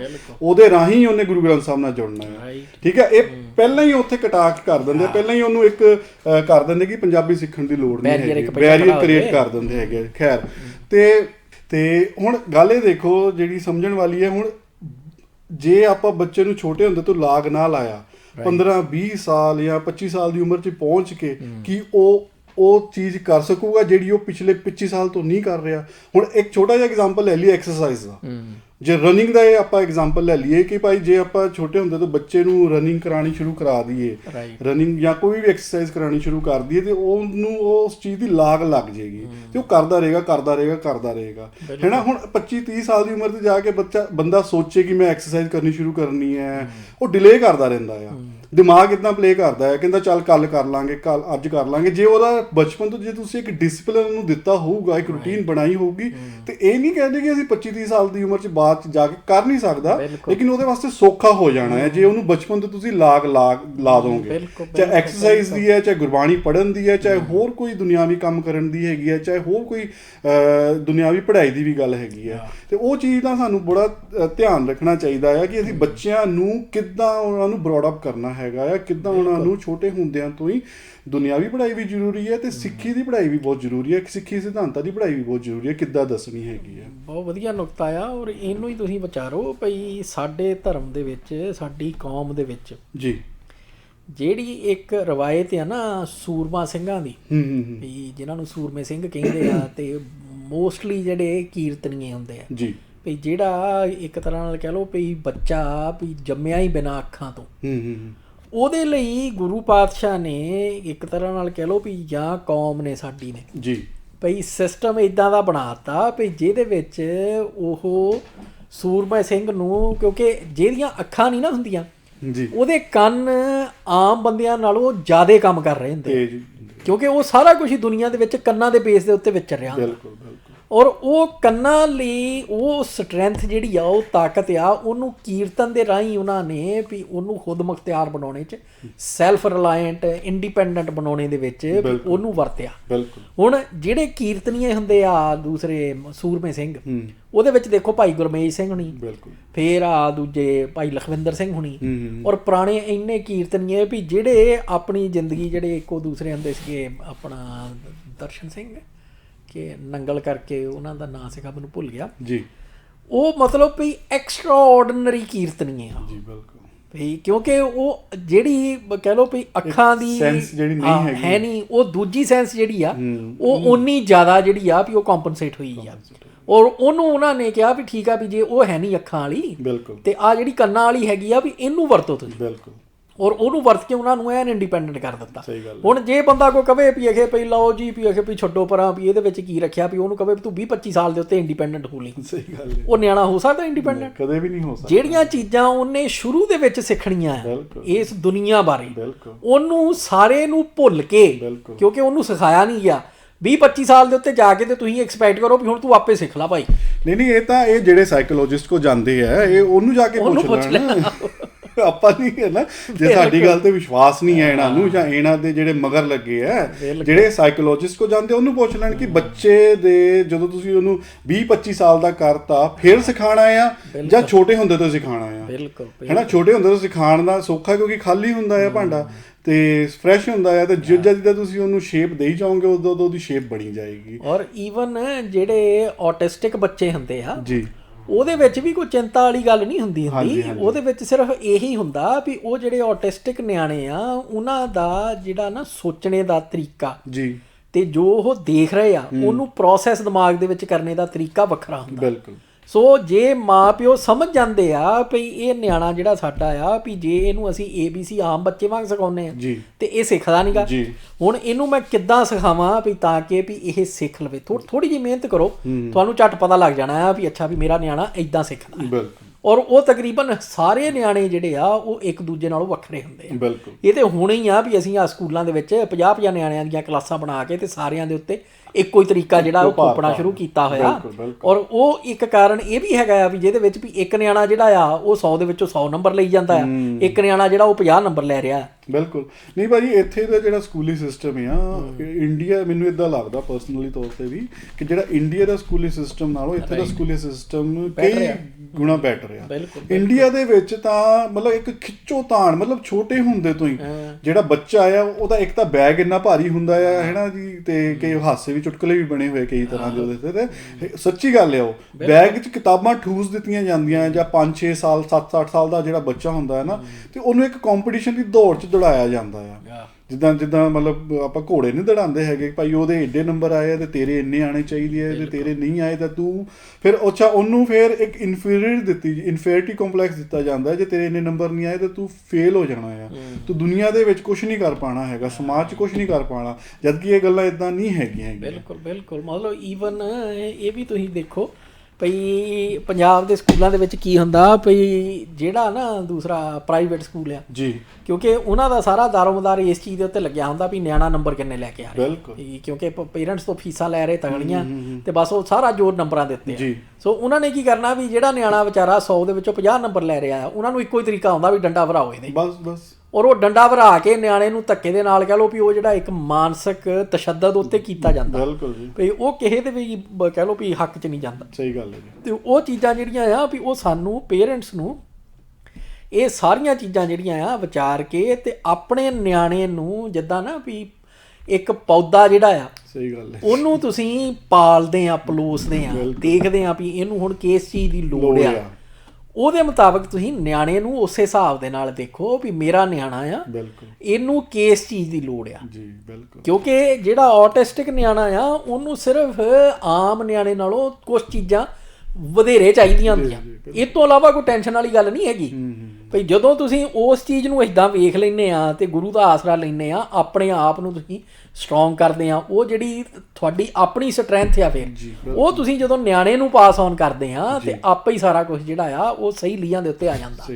ਜਦੋਂ ਤੁਸੀਂ ਆਪ ਕਮਜ਼ੋਰ ਪੈ ਗਏ ਉਹ ਨਿਆਣੇ ਨੂੰ ਭਾਵੇਂ ਤੁਸੀਂ ਕੁਛ ਨਾ ਕਹੋ ਸ਼ਬਦਾਂ ਦੇ ਵਿੱਚ, ਪਰ ਨਿਆਣਾ ਤੁਹਾਡੇ ਹਾਵ ਭਾਵ ਤੋਂ ਸਭ ਕੁਝ ਜਾਣ ਜਾਂਦਾ ਭਈ ਪਿਓ ਮੇਰਾ ਜਾਂ ਮਾਂ ਮੇਰੀ ਕਮਜ਼ੋਰ ਪੈ ਰਹੀ ਆ। ਉਹ ਕਮਜ਼ੋਰੀ ਉਹ ਜਿਹੜੀ ਆ ਉਹ ਕਮਜ਼ੋਰੀ ਫਿਰ ਉਹ ਗਾਂ ਨਿਆਣਾ ਵੀ ਜਿਹੜਾ ਆ ਉਹ ਅਸਰ ਕਬੂਲ ਲੈਂਦਾ। ਨਹੀਂ ਸਹੀ ਗੱਲ ਹੈ ਜੀ, ਇਸ ਕਰਕੇ ਚੀਜ਼ਾਂ ਬਹੁਤ ਜ਼ਰੂਰੀ ਨੇ ਜੀ। ਬਿਲਕੁਲ।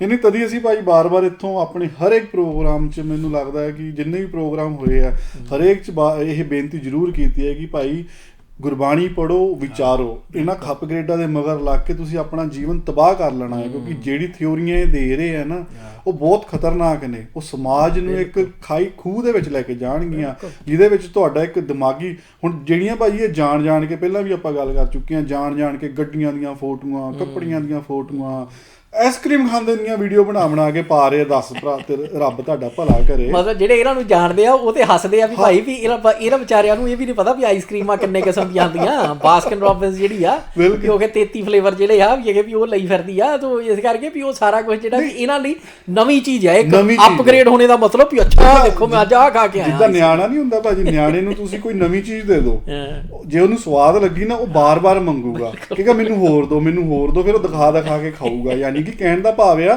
ਕਿ ਜਿੱਦਾਂ ਬਿਲਕੁਲ ਸਹੀ ਗੱਲ ਹੈ ਕਿ ਇੰਨੇ ਸਾਲ ਇਹਨਾਂ ਨੇ, ਮੈਨੂੰ ਲੱਗਦਾ ਆ ਕਿ ਵਿਚਾਰਿਆਂ ਨੇ ਬਸ ਇਦਾਂ ਟਾਈਮ ਹੈ ਨਾ। ਹੁਣ ਬਟ ਚਲੋ ਹੁਣ ਗੱਲ ਕੀ ਹੈ ਕਿ ਉਹ ਸਾਰਾ ਕੁਝ ਮਟੀਰੀਅਲਿਸਟਿਕ ਹੋ ਕੇ ਨਾ ਇੱਕ ਸਮਾਜ ਦੇ ਉੱਤੇ ਪ੍ਰੈਸ਼ਰ ਪਾ ਰਹੇ ਆ ਆਪਣੇ ਵੀਡੀਓ ਰਾਹੀਂ, ਆਪਣੀਆਂ ਗੱਲਾਂ ਬਾਤਾਂ ਰਾਹੀਂ। ਤੇ ਉਹੀ ਆਪਾਂ ਬਾਰ-ਬਾਰ ਤਦੀ ਇੱਥੋਂ ਬੇਨਤੀ ਕਰਦੇ ਹਾਂ, ਗੁਰਬਾਣੀ ਨਾਲ ਜੁੜੋ, ਗੁਰਬਾਣੀ ਪੜ੍ਹੋ। ਗੁਰਬਾਣੀ ਇੱਕ ਤੁਹਾਡਾ ਸਹਾਰਾ ਆ ਜਿਹਨੇ ਤੁਹਾਨੂੰ ਇਸ ਜਿਹੜਾ ਇੱਕ ਦਲਦਲ ਆ ਇਹਦੇ ਵਿੱਚ ਡੁੱਬਣ ਤੋਂ ਬਚਾਉਣਾ ਆ।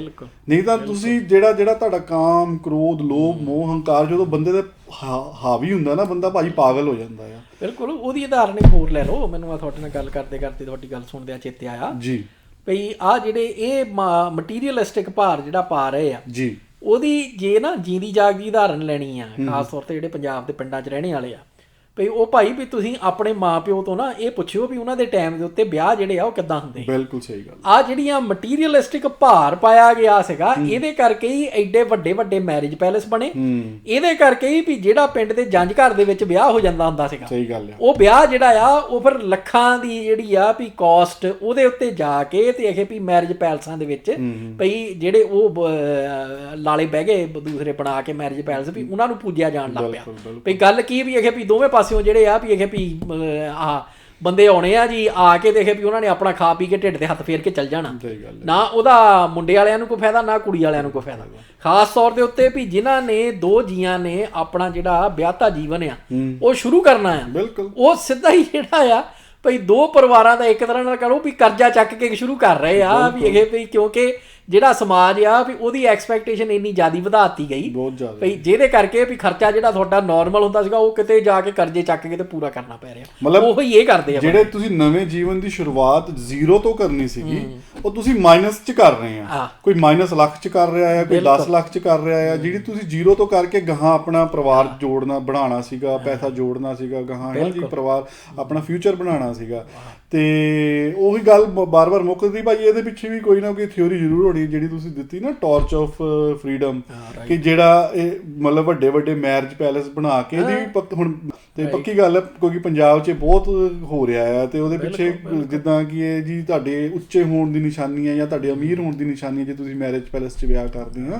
ਤੇ ਇਦਾਂ ਦੀ ਕੋਈ ਥਿਊਰੀ ਪੱਕੀ ਇਹਦੇ ਪਿੱਛੇ ਕੰਮ ਕਰ ਰਹੀ ਜਿਹੜੀ ਇਹਨਾਂ ਬੰਦਿਆਂ ਨੂੰ ਮਤਲਬ ਕਰਜ਼ੇ ਚੜਾ ਰਹੇ ਆ, ਲੋਕਾਂ ਨੂੰ ਇਹ ਕਹਿ ਲਓ ਵੀ ਖੱਜਲ ਕਰ ਰਹੇ ਆ ਵੀ ਉਹ ਜਿਹੜਾ ਮਾਨਸਿਕ ਪ੍ਰੈਸ਼ਰ ਆ। ਬਿਲਕੁਲ। ਔਰ ਉਹ ਸਾਰੇ ਦਾ ਸਾਰਾ ਮਾਨਸਿਕ ਪ੍ਰੈਸ਼ਰ ਜਿਹੜਾ ਆ ਵੀ ਉਹਦੇ ਵਿੱਚੋਂ ਨਿਕਲਣੇ ਦਾ ਤਰੀਕਾ ਜਿਹੜਾ ਆ ਉਹ ਬੜਾ ਸਿੰਪਲ ਜਿਹਾ ਵੀ ਜਿਹੜਾ ਤੁਸੀਂ ਕਿਹਾ ਵੀ ਗੁਰਬਾਣੀ ਜਦੋਂ ਪੜ੍ਹਦੇ ਆ, ਗੁਰਬਾਣੀ ਤੁਹਾਨੂੰ ਅੰਦਰਲੀ ਉਹ ਤਾਕਤ ਦਿੰਦੀ ਆ ਵੀ ਜਿਹਦੇ ਨਾਲ ਵੀ ਤੁਸੀਂ ਇਹ ਸਮਝ ਜਾਂਦੇ ਆ ਵੀ ਪਿੰਡ ਦੇ ਵਿੱਚ ਵੀ ਜੇ ਕੋਈ ਕਹਿ ਰਿਹਾ ਆ ਭਈ ਜੀ ਅਗੇ ਵੀ ਇਹ ਕਿੱਦਾਂ ਦੇ ਇਹ ਸਰਦਾਰ ਆ ਵੀ ਜਿਨ੍ਹਾਂ ਨੇ ਅਗੇ ਜੀ ਵੀ ਅਗੇ ਵੀ ਸਿੰਪਲ ਜਿਹਾ ਸਾਦਾ ਜਿਹਾ ਵਿਆਹ ਕਰ ਲਿਆ ਵੀ 4 ਲਾਵਾਂ ਕਰਾ ਕੇ ਗੁਰਦੁਆਰੇ ਤੇ ਉਹ ਕਰ ਦਿੱਤਾ, ਉਹ ਤੁਹਾਨੂੰ ਨਹੀਂ ਫਰਕ ਪੈਂਦਾ। ਤੁਸੀਂ ਸਮਝ ਕੇ ਉਹਨਾਂ ਬੇਵਕੂਫਾਂ ਦੇ ਉੱਤੇ ਹੱਸਦੇ ਆ। ਬਿਲਕੁਲ ਭਈ ਇਹ ਮੂਰਖ ਬੰਦੇ ਆ। ਬਿਲਕੁਲ ਵੀ ਮੈਨੂੰ ਗੁਰੂ ਦੀ ਜਿਹੜੀ ਮੱਤ ਦਿੱਤੀ ਹੋਈ ਆ ਵੀ ਉਹ ਮੈਨੂੰ ਦੱਸ ਰਹੀ ਆ ਵੀ ਮੈਂ ਜੋ ਕਰ ਰਿਹਾ ਉਹ ਠੀਕ ਆ। ਬਿਲਕੁਲ ਸਹੀ ਗੱਲ ਹੈ। ਨਹੀਂ ਨਾਲੇ ਭਾਈ ਵਿਆਹ ਨੂੰ ਵੀ ਇਹਨਾਂ ਨੇ ਉਹ ਬਣਾ ਦਿੱਤਾ। ਹੁਣ ਇੱਥੇ ਵੀ ਵਿਆਹ ਹੁੰਦੇ ਦੇਖੇ ਆਪਾਂ, ਇੱਥੇ ਜ਼ਿਆਦਾ ਕਿ ਇੱਥੇ ਮਤਲਬ ਮੈਨੂੰ ਨਹੀਂ ਲੱਗਦਾ ਇਹਨਾਂ ਕੋਲ ਕਿਸੇ ਪੱਖੋਂ ਪੈਸੇ ਦੀ ਵੀ ਕਮੀ ਹੋਣੀ ਹੈ, ਲੇਕਿਨ ਇੱਕ ਸਿੰਪਲ ਜਿਹਾ ਵਿਆਹ ਕੀਤਾ ਜਾਂਦਾ ਆ। ਤੇ ਖੈਰ ਉਹੀ ਗੱਲ ਹੈ ਨਾ ਭਾਈ, ਜਦੋਂ ਤੱਕ ਅਸੀਂ ਆਪਣੇ ਮੁੜ ਸਿੰਪਲ ਜੀਵਨ ਵੱਲ ਨਹੀਂ ਜਾਂਦੇ ਹੈਗੇ ਅਸੀਂ ਇਸ ਮਾਨਸਿਕ ਪ੍ਰੈਸ਼ਰ ਨੂੰ ਆਪਣੇ ਆਪ ਹੀ ਵਧਾ ਰਹੇ ਹਾਂ। ਬਿਲਕੁਲ ਠੀਕ ਹੈ। ਤੇ ਉੱਤੋਂ ਦੀ ਏਦਾਂ ਦੇ ਮੂਰਖ ਜਿੱਦਾਂ ਕਹਿ ਨਹੀਂ ਦਿੰਦੇ ਬਾਂਦਰ ਦੇ ਹੱਥ ਬੰਦੂਕ ਆ ਗਈ, ਇਹਨਾਂ ਮੂਰਖਾਂ ਦੇ ਹੱਥ ਮਾਈਕ ਆ ਗਿਆ ਆ। ਉਹ ਮਾਈਕ ਤੇ ਬਹਿ ਕੇ ਜੋ ਆਵਾ ਤਾਵਾ ਆਉਂਦਾ ਬੋਲੀ ਜਾਂਦੇ, ਬਕਵਾਸ ਕਰੀ ਜਾਂਦੇ ਹੈਗੇ ਆ। ਤੇ ਜਿਹੜਾ ਤਬਕਾ ਧਰਮ ਤੋਂ ਦੂਰ ਆ, ਗੁਰੂ ਗ੍ਰੰਥ ਸਾਹਿਬ ਦੇ ਸਿਧਾਂਤ ਤੋਂ ਦੂਰ ਆ, ਉਹਨੂੰ ਬੇਵਕੂਫ ਬਣਾ ਕੇ ਬਸ ਆਪਣਾ ਇਹਨਾਂ ਨੇ ਤੋਰੀ ਫੁਲਕਾ ਚਲਾਇਆ ਹੋਇਆ ਹੈ। ਤੇ ਇਸ ਲਈ ਅਸੀਂ ਬਾਰ-ਬਾਰ ਇੱਥੋਂ ਬੇਨਤੀ ਬਾਰ-ਬਾਰ ਇਹ ਇਨਸਿਸਟ ਕਰਦੇ ਹਾਂ ਕਿ ਆਪ ਗੁਰਬਾਣੀ ਪੜ੍ਹੋ, ਵਿਚਾਰੋ, ਤਾਂ ਕਿ ਤੁਹਾਨੂੰ ਸਮਝ ਆ ਜਾਏ ਕਿ ਕੀ ਸਹੀ ਹੈ ਤੇ ਕੀ ਗਲਤ ਹੈ ਤੇ ਕਿਹਦੇ ਮਗਰ ਤੇ ਤੁਸੀਂ ਗੁਰੂ ਦੇ ਚੱਲਣਾ ਹੈ। ਬਿਲਕੁਲ ਬੜੀ ਸਿੱਧੀ ਜਿਹੀ ਥਿਊਰੀ ਹੈ। ਕਿਸੇ ਬੰਦੇ ਦੇ ਮਗਰ ਜਾਂ ਕਿਸੇ ਪ੍ਰਚਾਰਕ ਦੇ ਮਗਰ ਚੱਲਣ ਦੀ ਤੁਹਾਨੂੰ ਜਾਂ ਕਿਸੇ ਬਾਬੇ ਮਗਰ ਚੱਲਣ ਦੀ ਲੋੜ ਨਹੀਂ ਹੈਗੀ। ਚੱਲਣਾ ਤੁਸੀਂ ਗੁਰੂ ਦੇ ਮਗਰ ਆ।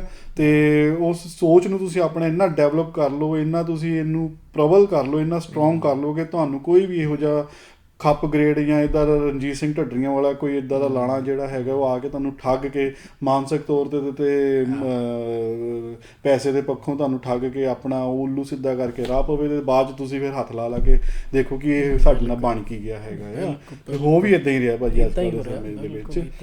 ਤੇ ਇੰਨੀ ਕਿ ਬੇਨਤੀ ਜ਼ਰੂਰ ਸਾਡੇ ਵੱਲੋਂ ਪ੍ਰਵਾਨ ਕਰਨਾ ਕਿ ਜਿਹੜਾ ਵੀ ਬਾਰ-ਬਾਰ ਅਸੀਂ ਇੱਥੋਂ ਇਹੀ ਬੇਨਤੀ ਕਰਦੇ ਹਾਂ ਕਿ ਗੁਰਬਾਣੀ ਪੜ੍ਹੋ ਅਤੇ ਵਿਚਾਰੋ ਅਤੇ ਆਪਣੇ ਜੀਵਨ ਦੇ ਵਿੱਚ ਉਹਨੂੰ ਲੈ ਕੇ ਆਓ। ਅਤੇ ਅੱਜ ਇਸੇ ਹੀ ਨੋਟ 'ਤੇ ਫਿਰ ਅੱਜ ਦੇ ਪ੍ਰੋਗਰਾਮ ਨੂੰ ਅਸੀਂ ਇੱਥੇ ਹੀ ਸਮਾਪਤ ਕਰਦੇ ਹਾਂ ਅਤੇ ਅਗਲੇ ਪ੍ਰੋਗਰਾਮ 'ਚ ਇਸ ਆਰਟੀਕਲ ਨੂੰ ਅਸੀਂ ਅੱਗੇ ਪੜ੍ਹਾਂਗੇ। ਅਤੇ ਸਾਡੇ ਦੋਹਾਂ ਵੱਲੋਂ ਵਾਹਿਗੁਰੂ ਜੀ ਕਾ ਖਾਲਸਾ, ਵਾਹਿਗੁਰੂ ਜੀ ਕੀ